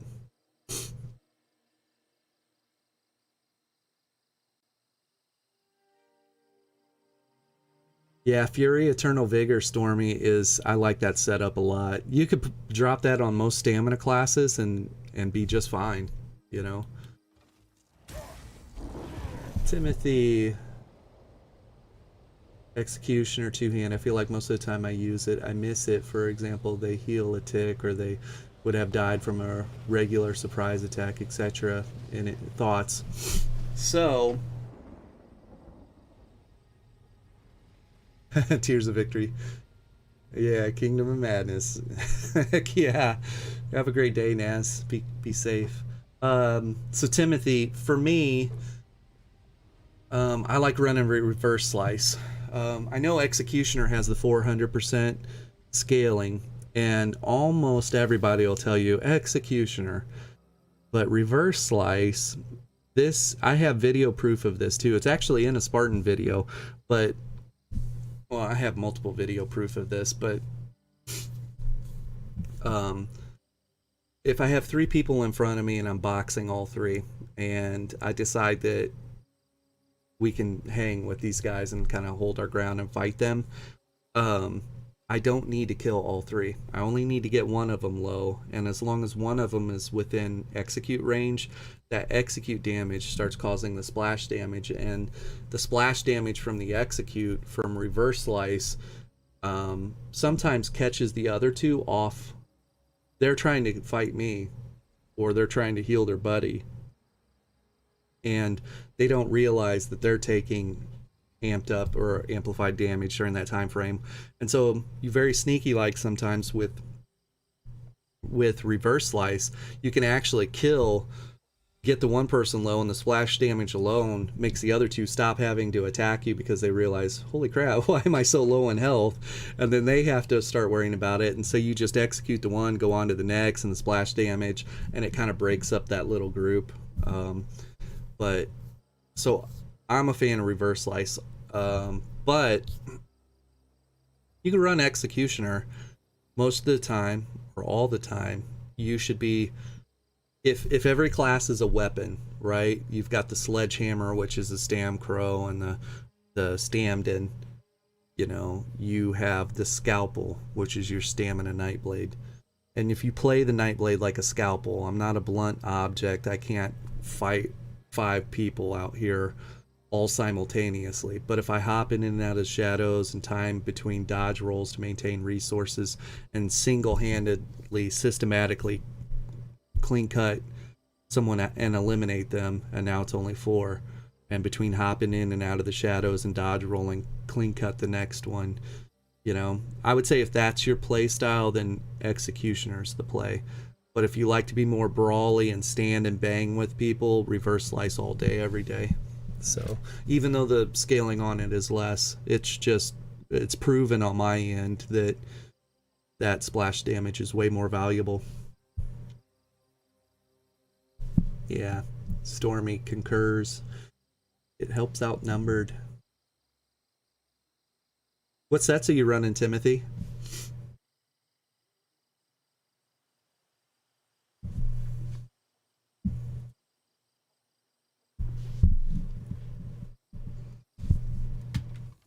Just hasn't come back. The gods must have got tired of dropping it for us.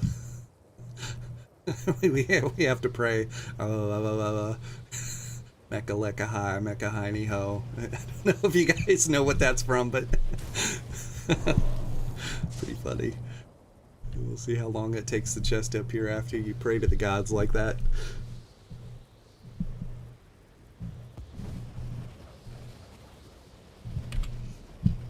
Food ran out, but we're not going to use it, our Artean takeaway broth, because it is so damn expensive. Look at we did this last event. Look at all these. What in the actual hell? Like, come on. I can't use any of these, man. I'm gonna have to go and sell them. And if you look at it on my other characters, you can see right there, like, I got that same one on multiple other characters, so I'm just like overflowing with these things. So crazy. I could probably only sell, I might as well just drag and drop them, you know, get them out of my inventory.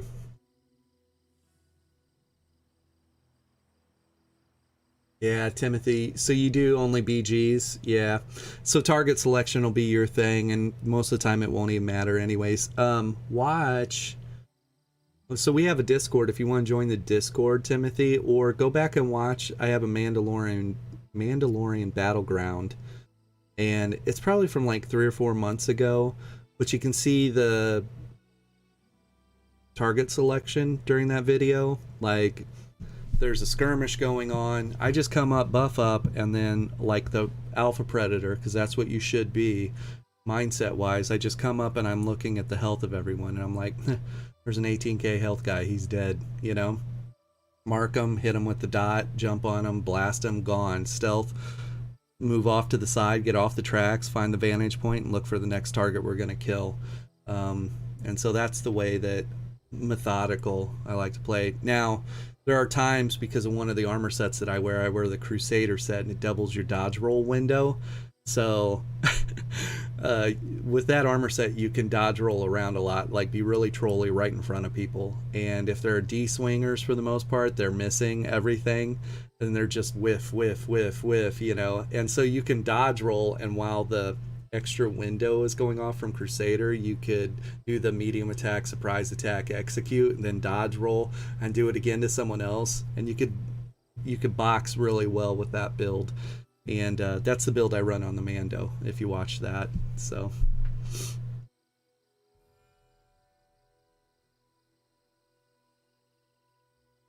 yeah, stuns works really well, Timothy, on Nightblades, because you get off balance so easily with them. So can't go wrong with that. And the fact that they, on stuns, it's not named Major Breach or Major Fracture.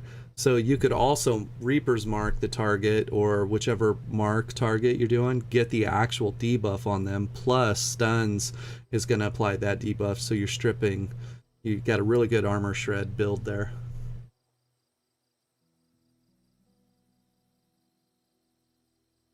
Yeah, so I do coach. We're actually opening a gym here in St. Louis. We're going through all of the city requirements right now. So we're applying for a change of use for the space that of the building that we're at, and so we have to get that to go through, which will be fine. There's no hang-ups on it, but it's just you have to hire an architect, and the architects have to come out and do existing conditions, proposed conditions, full mechanical, electrical, and P drawings on it, and then they have to submit it saying that you know, assembly use for this space is safe. there all that is. It might be over your head, but so that takes a little bit of time in coordinating with other people's schedules during COVID. And then as far as equipment goes, I already have all the equipment ready to go because we started looking pre-COVID for gym locations.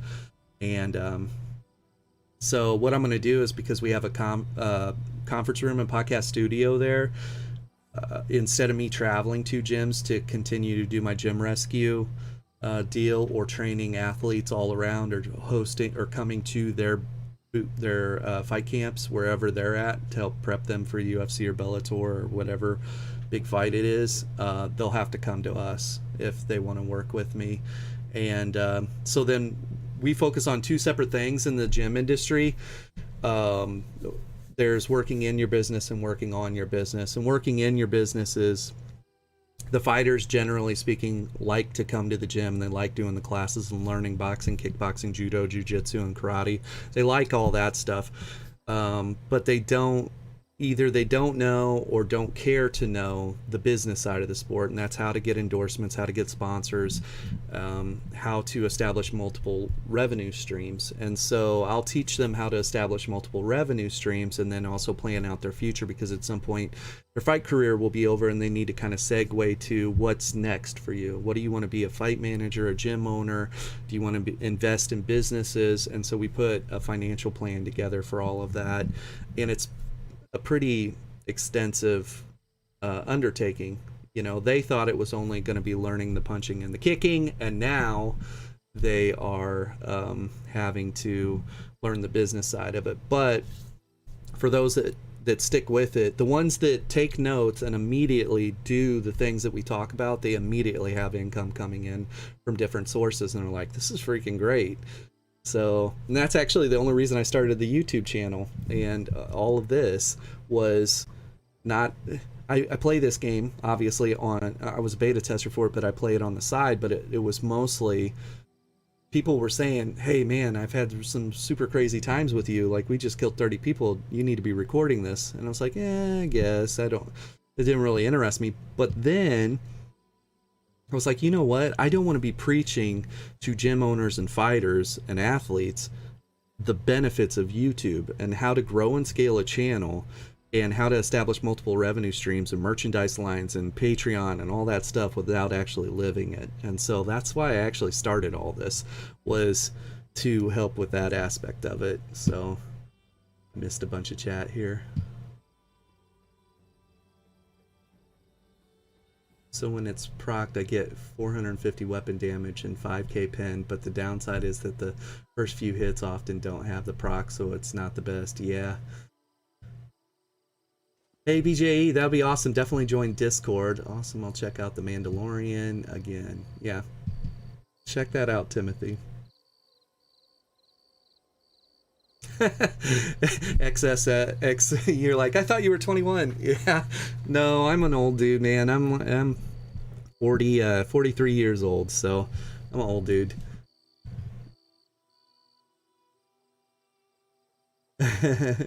You thought about it earlier for kids, but congrats. Thanks. Yeah, I'm an old guy. That's awesome. Wish I lived near St. Louis. Could tell you're a great coach. Thanks, Solar. Hey, where are you from? If you don't mind adding that. So, I do travel a lot. I travel all over the place. But like I said, when we open this gym, most of the time we're going to be scheduling the larger boot camps at our gym location, so that way they could do both their working in their business and working on their business. So we'll use the conference room and podcast studio to be a main hub or an office for them to line up endorsements and things like that while they're here for their boot camps. But yeah, so it used to be that I would travel around to gym after gym. Oh, you can see the chest just appeared, so it's like, what, 5 minutes? You pray to the gods. Mecca lecca hi, mecca hi ni ho. That's from Pee-wee's Big Playhouse or whatever from when I was a kid, by the way. But and then this chest just appears randomly. So, but I used to travel around and go to gyms and teach this stuff before it was kind of a thing.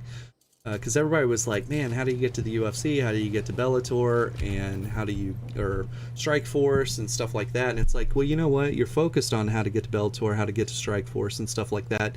But what if you establish these multiple revenue streams and made it financially beneficial while you're getting there, you know? And so in some states, this is considered illegal, and in some other states it's completely fine, but it depends on their each state to state. But um, I had amateur fighters that were making $2,500 a fight through sponsors and endorsements, or um, you know, just through merchandise. They would make more than that. I had one amateur fighter that made $6,900 following the merchandising plan that I teach fighters to do. And it's the same thing that content creators could do, by the way. This thing that I teach athletes to do, you could do the same thing through merchandise as a starting content creator. But anyways, yeah, so one amateur fighter made $6,900 for his very first fight ever, and he just followed the recipe. It's a very simple thing, and he made $6,900. Now, in some states, the state athletic commission would say that that is illegal because he is making money on the sport. The reality of it is he's an entrepreneur and he's starting a merchandise line. It's running parallel with his fight career, but he's starting his own business. And so those two, you know, are not one and the same. Business owner, merchandise sales, fight career, you know.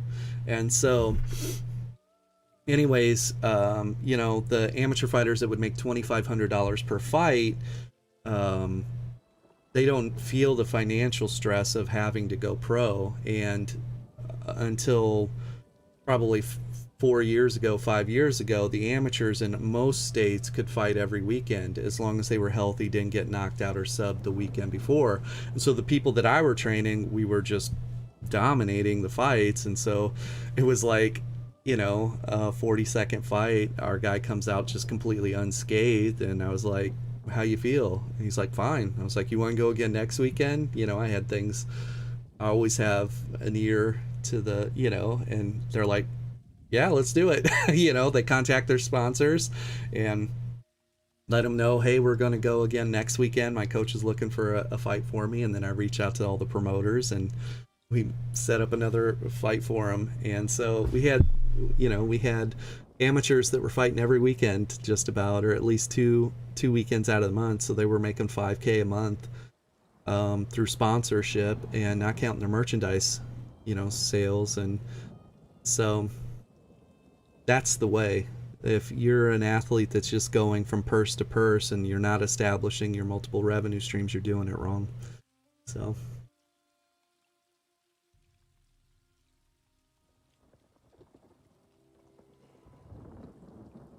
yeah, living in Portland, Oregon, but you can move somewhere. Yeah, I would say I would definitely join my Discord, Solar, if you're like wanting to entertain combat sports as a career or a hobby that maybe goes into a career.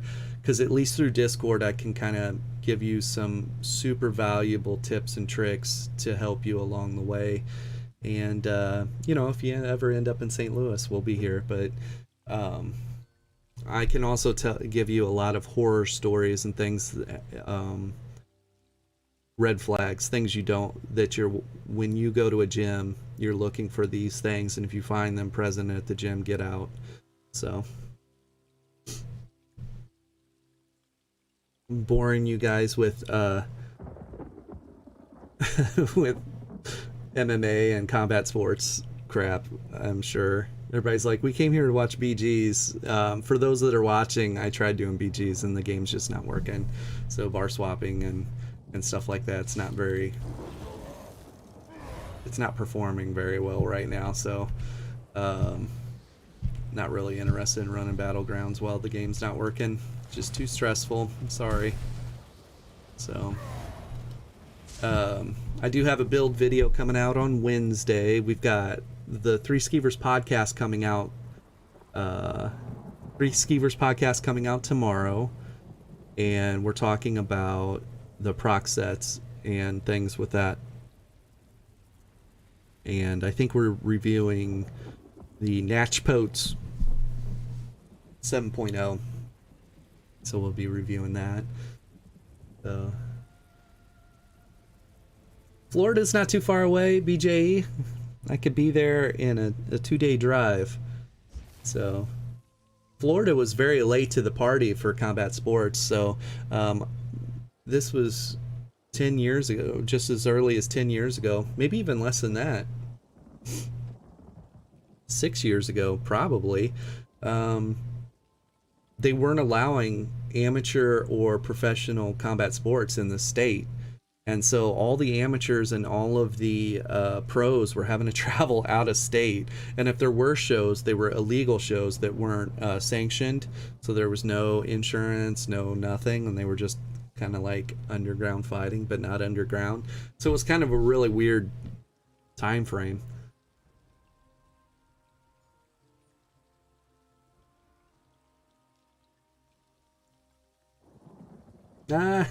No problem, Solar. Yeah, just hit me up whenever you have questions about the combat sports and stuff.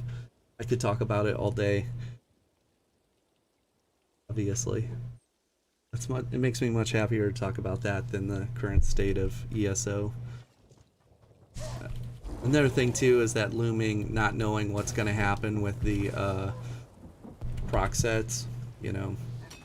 Are we getting ready? Everybody thought proc sets were bad before. You know, like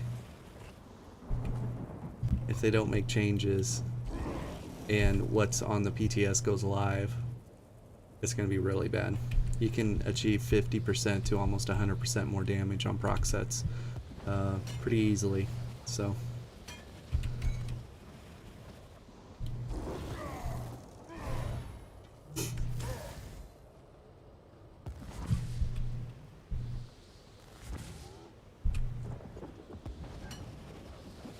well, do you guys got any more questions? Anything about classes or any builds you want to see? I know Dan from Unified Gaming keeps telling me make a Ninja Turtle. Make a Ninja Turtle, you know.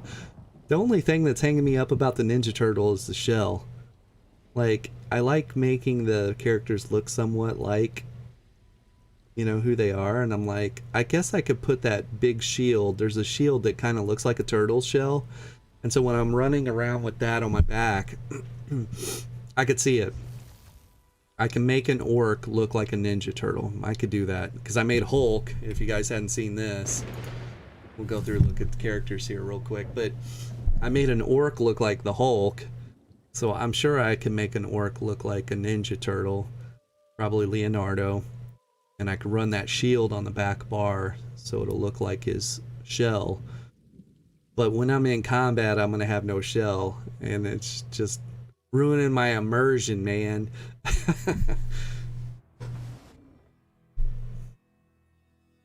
Yeah, so one of the athletes that I work with, she's a 135-pound world champion bare knuckle boxing. She's been to 5 of my fighter workshops, too. Helen Peralta is her name. And I love Helen. She's super smart. Very, very intelligent. And anyways, Helen... here's what I say about combat sports. Bare knuckle boxing. Bare knuckle boxing will shorten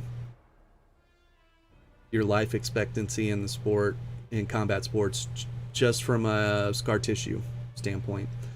You can pick up some nasty scar tissue from bare knuckle boxing. So you need to make sure that the grape is worth the squeeze. If you're going to do bare knuckle boxing, then get your good payday, but make sure that it's something. When we talk about scar tissue, it's like obviously bare knuckle boxing causes a lot of cuts, abrasions, and just trauma, right? And it takes a while to recover from that. You could actually, in MMA, putting 4-ounce gloves on, 4-ounce gloves, you could get knocked out, be ground and pound, and just have some minor swelling and bruising. It's happened before, you know. That 4-ounce glove surprisingly helps. But in bare knuckle boxing, the difference, here's a side note, one of the biggest differences that you discover is the way you train. You don't want to hit it with full force in bare knuckle boxing unless you've done a lot of body hardening and you're you have a lot of calcium deposit over your knuckles, which most people in combat sports do for the most part, but you can break your hands punching another person in the head. And that's one of the things that people don't think about is, I'm just going to swing as hard as I can. I don't have gloves on. This person's going to get put to sleep. And oh no, I broke my hand. And you pick up a boxer break or some type of bad break in your hand or your wrist, and then it's reoccurring, and now you've shortened your career. Let alone if you pick up the scar tissue from above your eye and it's a continual cut that gets open every single fight, heals back together, gets cut open, heals back together, shortens your life expectancy in the sport. And those are things that all you have to weigh all of them. So if you think that you can become a world champion in bare knuckle boxing, you have what it takes, then go after it.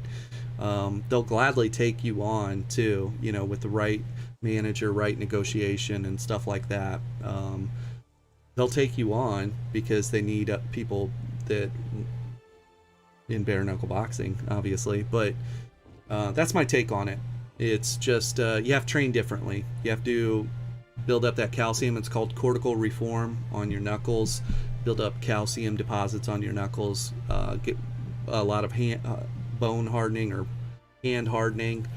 And I know we're getting a little bit, you know, traditional martial arts will say body hardening, and a lot of people say that's not real. And then with my 20 years of experience, I'll tell you it absolutely is real.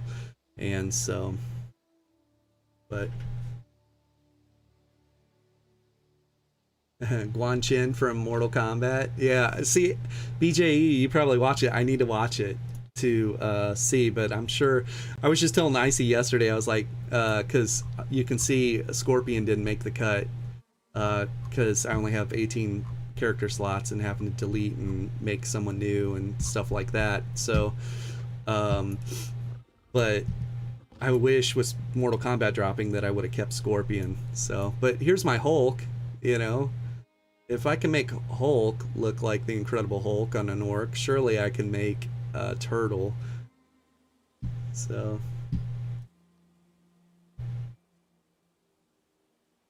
double shield build, yeah. Could do a double shield build on a Stam DK Turtle or something.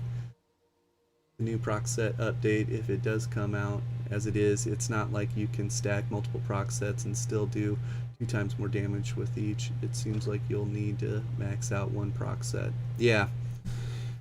Yeah. But you won't need to, right, Timothy? So before you would stack 2 proc sets to get 10k damage, we'll say. Well, now you can run 1 proc set and get 15k damage, you know, and the other 5-piece set is a weapon damage or, you know, max stat or whatever. So that's the scary part, is that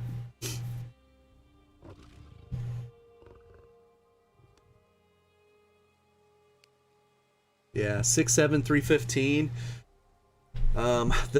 That's scary. A 6'7", 315-pound person, if you have some level of hand-eye coordination, athleticism, or perception, or just the willingness to learn, because you don't run into 6'7", 315-pound people every day.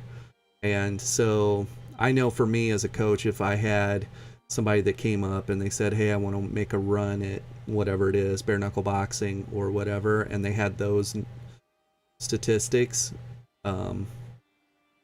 just that alone, you have something, you know. Now the willingness and the heart to make it through, and then the willingness to learn the business side of the sport, the acumen, being good in your business as well as working on your business, those are things. But 6'7", 315, ooh, I got goosebumps.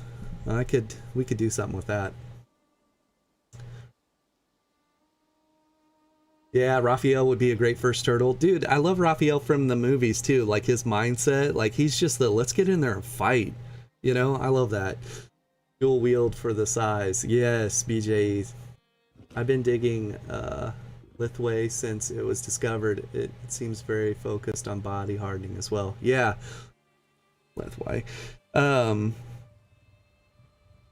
So for me, for the last 20 years, I can tell you this is a funny somebody, it never fails. I always get this. Somebody will say, hey, how do you approach a street fight? And then I just say you don't. So let's say here, Stormy's 6'7", 315. And somebody's talking trash to him or whatever and say he trained with me. And Stormy would say, hey, when these guys get up my face and they're talking trash or whatever, what do I do? I would 100%. This is what I do. Somebody comes up and talk trash. You look them square in the eye and you just put your hands up and you say, you're way tougher than me, man. You're way tougher than me. Because at the end of the day, we know what's going to happen. And the thing about it is this. The reason you put your hands up is because you have 3 lines of defense when you put your hands up. You have your lead hand, you have your rear hand, and then you could also slip. And the same thing in baseball. If I asked you guys to go stand on a plate right now, and we had Randy Johnson scream 100-mile-per-hour fastball, you might not even see that thing come. You would just hear the whip past you and you're like, holy that's really fast. Okay, because your eyes aren't attuned to it. Your perception speed for picking up the baseball, unless you're a baseball player, isn't there. But the pro baseball players could see the seams and they can tell you split seam fastball, breaking ball. They can tell you what is being thrown at them because their perception speed for that. The same thing happens in combat sports and boxing and fighting. And the more you're on the end receiving with mitts and you're working mitts with people, or you're out there boxing and slipping, bobbing, and weaving and just making minor changes as the strikes are coming in, your perception speed tightens up. You see the punches coming in. The first time you spar, there's a lot of covering up, there's a lot of blinking, a lot of flinching, and it's just the thing. Or they come from like a really tough background and they'll be like, oh, we're gonna throw, and they just throw. There's no technique to it. They're just gonna throw and try and connect. That person that just tries to throw and tries to connect against the tactician, the very technically sound, really tight person that has the perception speed, they get picked apart. And we run into this all the time when a very tough person comes in off the street and they think they're built for combat sports. Like, I love fighting. Okay, well, do you know how to fight? I'm sure you've had some level of success out on the street, but the second you put them in with a trained fighter, that guy's game plan for everyone else to that point is put the right hand on and they go to sleep. As soon as they bring that game plan to the skilled fighter, and that's day one, I just don't let them put the right hand on me. I blade counter, I parry, I wasp lick, and all these things, and they've never seen them before, or they don't know how to handle it, and they can't put the right hand on them. They're out of their element. They're trying to swim in the deep end, okay? And what they once thought they were good at, they realized real quickly that they're not. And so we see that a lot, but yeah, body hardening is one of those things that's very important. I've known for 20 years that if you want to stop a fight, like if a street fight happens and you want to stop the fight, don't take them down to the ground, even if you come from a wrestling pedigree, because they may have friends with them. And the second you take them down, you're kicked in the head, hit in the back of the head, or hit with something that you don't see coming, and your primary focus is on the one person. And so I was a Krav instructor at one point, and Krav's very the phase 2 or stage 2, well, even phase 1, they talk about how to handle multiple attackers, multiple people coming at you, and you want to keep them in front of you, and you actually want to be circling side to side and trying to make ones that are advancing hinder the attack of the others. And so it's a lot easier said than done, and you have to practice it. If you don't practice it, don't just think it's going to happen. But how to stop a street fight, instead of taking them down to the ground, and if putting the right hand on them isn't the option, the other thing is give them a really, really good leg kick. Like, if I have to fight this person, chop the tree, just give them a nasty outside leg kick, just bring the heat. And you don't make it a hard leg kick, you make it a heavy weight kick. And so I'm 240 pounds, so I put 240 pounds of body weight into that. And the second that I make contact, then I push my body weight into it, and it becomes a 240 pound kick on their leg. And if you've never done body hardening before, which most people have not, they've never actually strengthened or prepped their legs for those type of kicks, you take one of those kicks and you might fall to the ground. Your leg will give out on you. I'm 100%, I've seen this happen hundreds and hundreds of times. This is a real thing. So if you don't want to fight someone on the street and you know how to low leg kick, chop the leg and watch what happens. Most people aren't ready for that. Most people don't know how to check kicks either. And so checking the kick would really hurt the kicker if the kicker hasn't done that cortical reform on their leg. And so there's a video, Fight Science, I think it's called, and Fight Science has Mel Maynor. Check this video out. Mel Maynor, Fight Science, and he breaks baseball bats with leg kicks.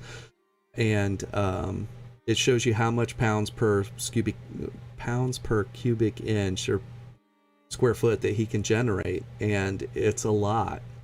And Fight Science was always really cool. You could see how much could a flying knee generate, and a flying knee could generate the equivalent of a between 35 and 45 mile per hour car hitting you, and with a proper, we call it a knee punch. And so it's bringing the knee up and then driving the knee out as you're pulling the target in into the clinch. And so a really good proper knee punch could deliver 35 to 45 mile per hour equivalent damage. Well, 35 to 45 mile per hour, they say that in a car crash, 45 miles per hour is the tipping point for fatal. Just 45 miles per hour. If the accident's only 45 miles per hour, it could result in a fatality. And so a proper knee thrown from the clinch could generate that same type of force. Definitely one knee could hurt people. And so another thing too is for our athletes, we teach the proper tie clinch with it being plumb and how to grip people and stuff. And if they try and punch out of that, they're going to get destroyed. They'll get knocked out with a knee to the head or a knee to the body, and they'll get whipped around from it. And so clinch, being plumb on a target, and tie clinching, and then side tie clinch is coming up and under the armpit, and gable grip over the top of the shoulder, pulling down on the shoulder and pushing up on the head.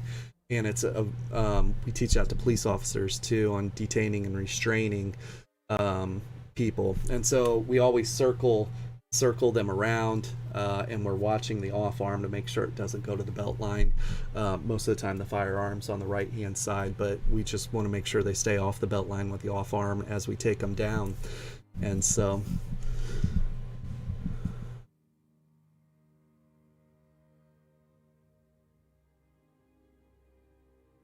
yeah, so Stormy, message me in Discord. Let's do a call and we can talk about that, and see what your thoughts are, see where you're training at, and what you want to do with it. And then I'll just give you my not my 2 cents, I'll give you my 10 cents on it.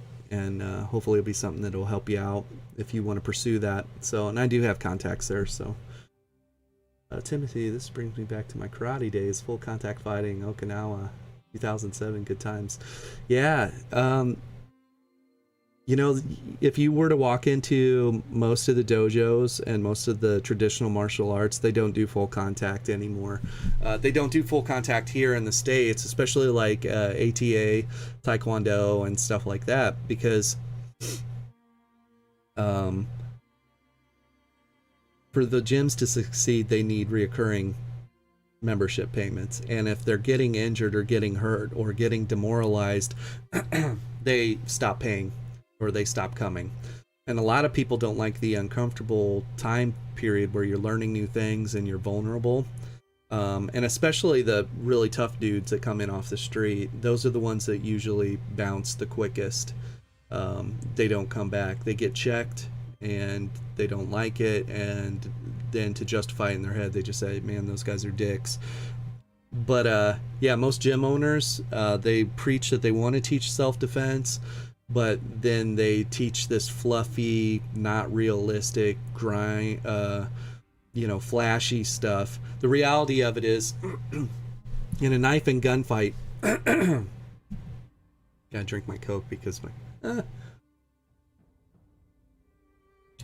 So, the reality of it is, if there's a weapon involved, a knife or a gun, you will get shot or you will get cut. And that has to come into your mind before the encounter, or as the encounter is unfolding. I will be shot, or I will be... And then you're going to have the wherewithal or the grit to do what is needed to be done after that happens. You can't be surprised. You can't fold during that time frame, or you may die.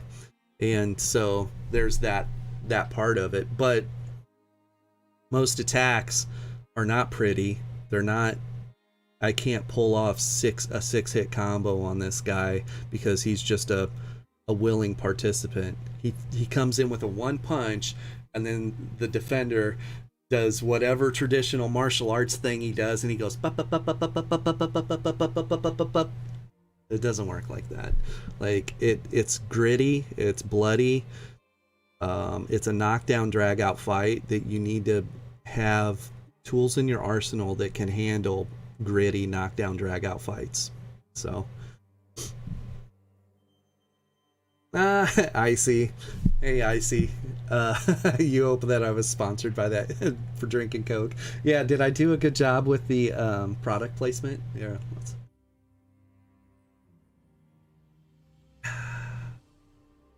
Coca-Cola. It's great. How was that? Was that good?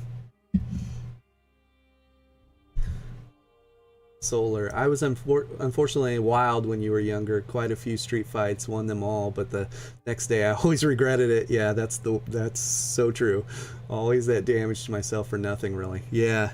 And when you're young, youthfulness is wasted on the young. I was just talking to someone today about that, but that's such a thing. Yeah, you'll pick up a fractured hand or a potential broken nose or something like that, all for what? Some chest pounding or whatever. So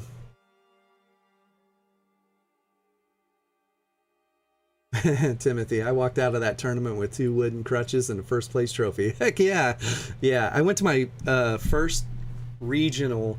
So at the Taekwondo school, I went to an ATA Taekwondo school. This was after I had already done boxing, kickboxing, and judo. I was black belt in judo, black belt in Nishinryu karate, and I went to an Taekwondo school. I was like, I've never done Taekwondo before, and when I went there, he was 4th degree black belt. Mr. Eisenhower is his name, and he asked me what my intentions were, and I said I'd like to spar and represent your school in like regionals and nationals. So anyways, there wasn't any really hard sparring at the school. I have a crazy story about that day that I had that conversation with Mr. Eisenhower for another time.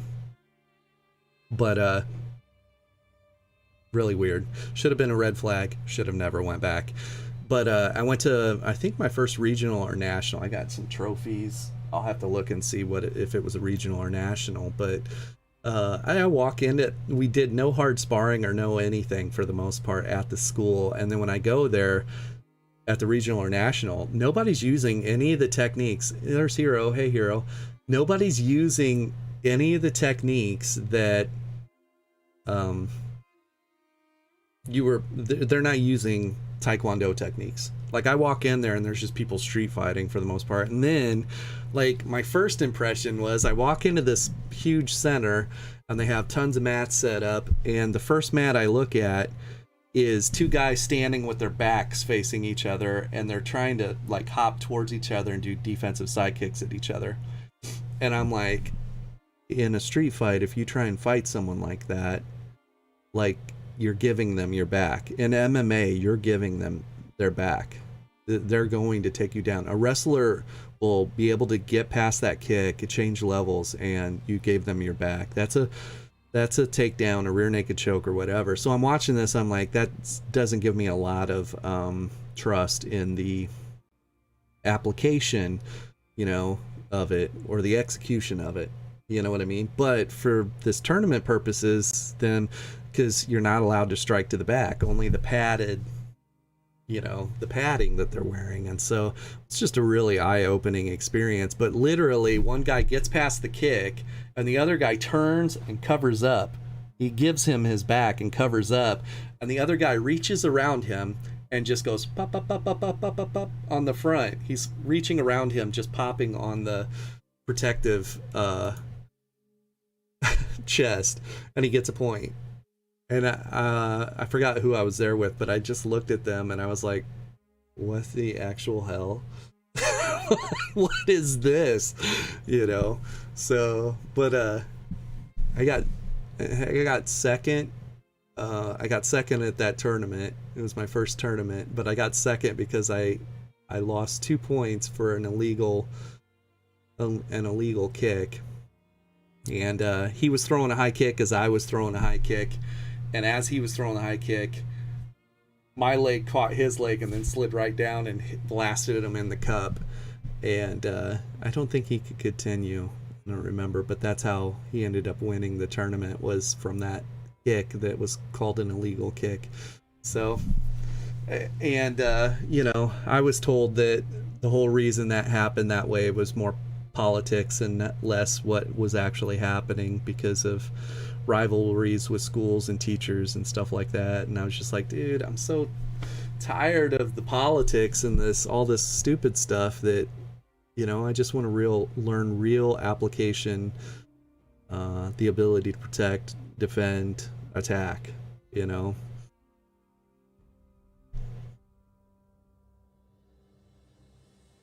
Yeah.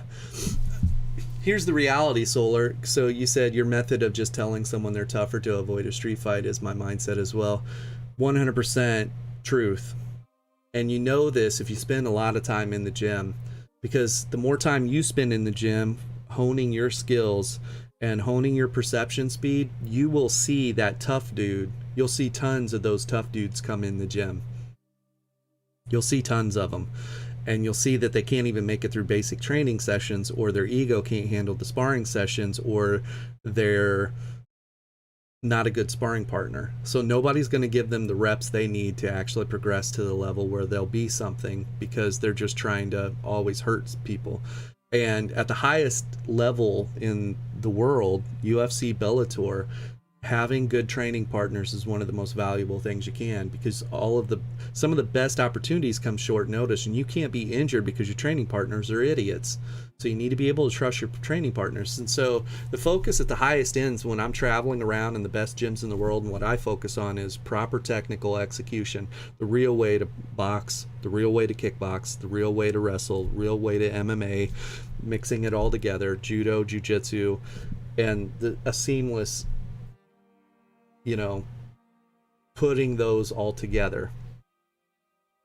And then superior athleticism, explosiveness through isometric, plyometric, and just great cardio. And it's the combination of the two. And you see that toughness has nothing to do with either one of those. It doesn't matter how tough you are. Now, body hardening comes into play when we're prepping the body. We talk about the body being ready to go.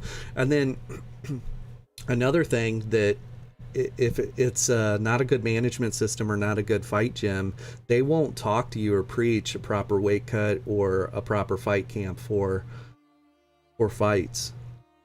And even as an amateur, you need to have a fight camp for your fights and prep specifically for that athlete. It would be like not going to grade school, not going to middle school, and trying to go right to college, not going to high school, or maybe going to high school a little bit, but then going straight to college, and expecting that you have the study skills or the understanding of how to prep for that, for the exams, prep for the homework, prep for the everything, and you don't have the study skills. You don't know how to prep. Excuse me. So having a proper fight camp is so important. Am I padding? Yeah. Having a proper fight camp is so important for end game. when you get to the highest level, you need to know how to prep for every single athlete, and then also be able to pivot in the event that they get injured. And we went from a superior wrestler to now we're going against a superior striker. Okay, well, we spent our whole fight camp prepping for A, and now we have to fight B. So, but we need to pivot because we want that W and we want that payday. So, but if a gym where you're at, or a trainer or manager, isn't talking about proper fight camps or proper, the business side of the sport, how to get endorsements, how to get sponsors, and how to have multiple lines of revenue coming in, and how to position yourself for either residual income or transitioning to what's the next thing when the fight career is over, that's not a good place. So, and a lot of people do that.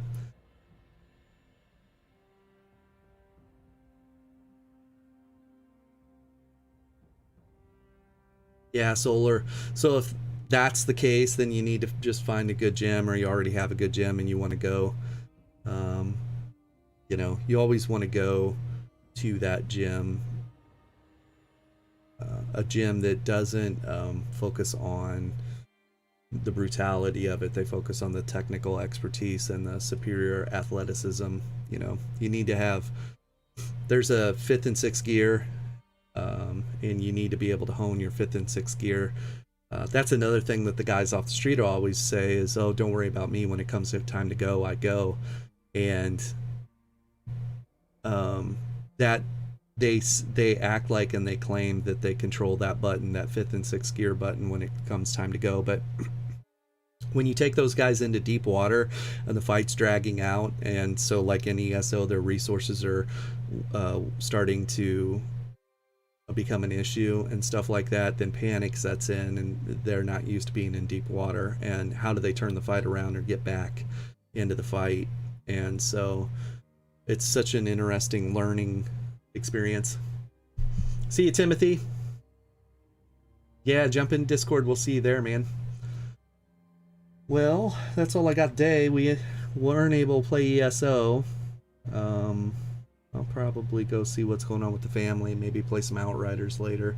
So that game has some glitches and stuff, but it's a beautiful game, and the game actually plays. So like the glitches are the game crashing or things like that, and they're trying to fix all that right now, but it's not things that hinder the gameplay. So jump in Discord if you're not with us there. And if you're pursuing combat sports career, definitely message me. I got some cool tips and tricks for you. So, anybody else got anything, or is everybody leaving? Here's my Coca-Cola spot too. Icy will love this. Yep, we'll see you, Solar. Be safe. See you, Timothy.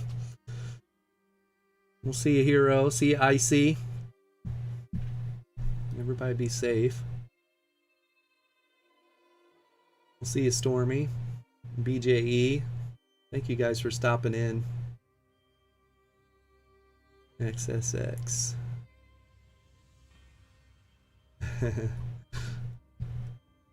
Alright. You guys be safe.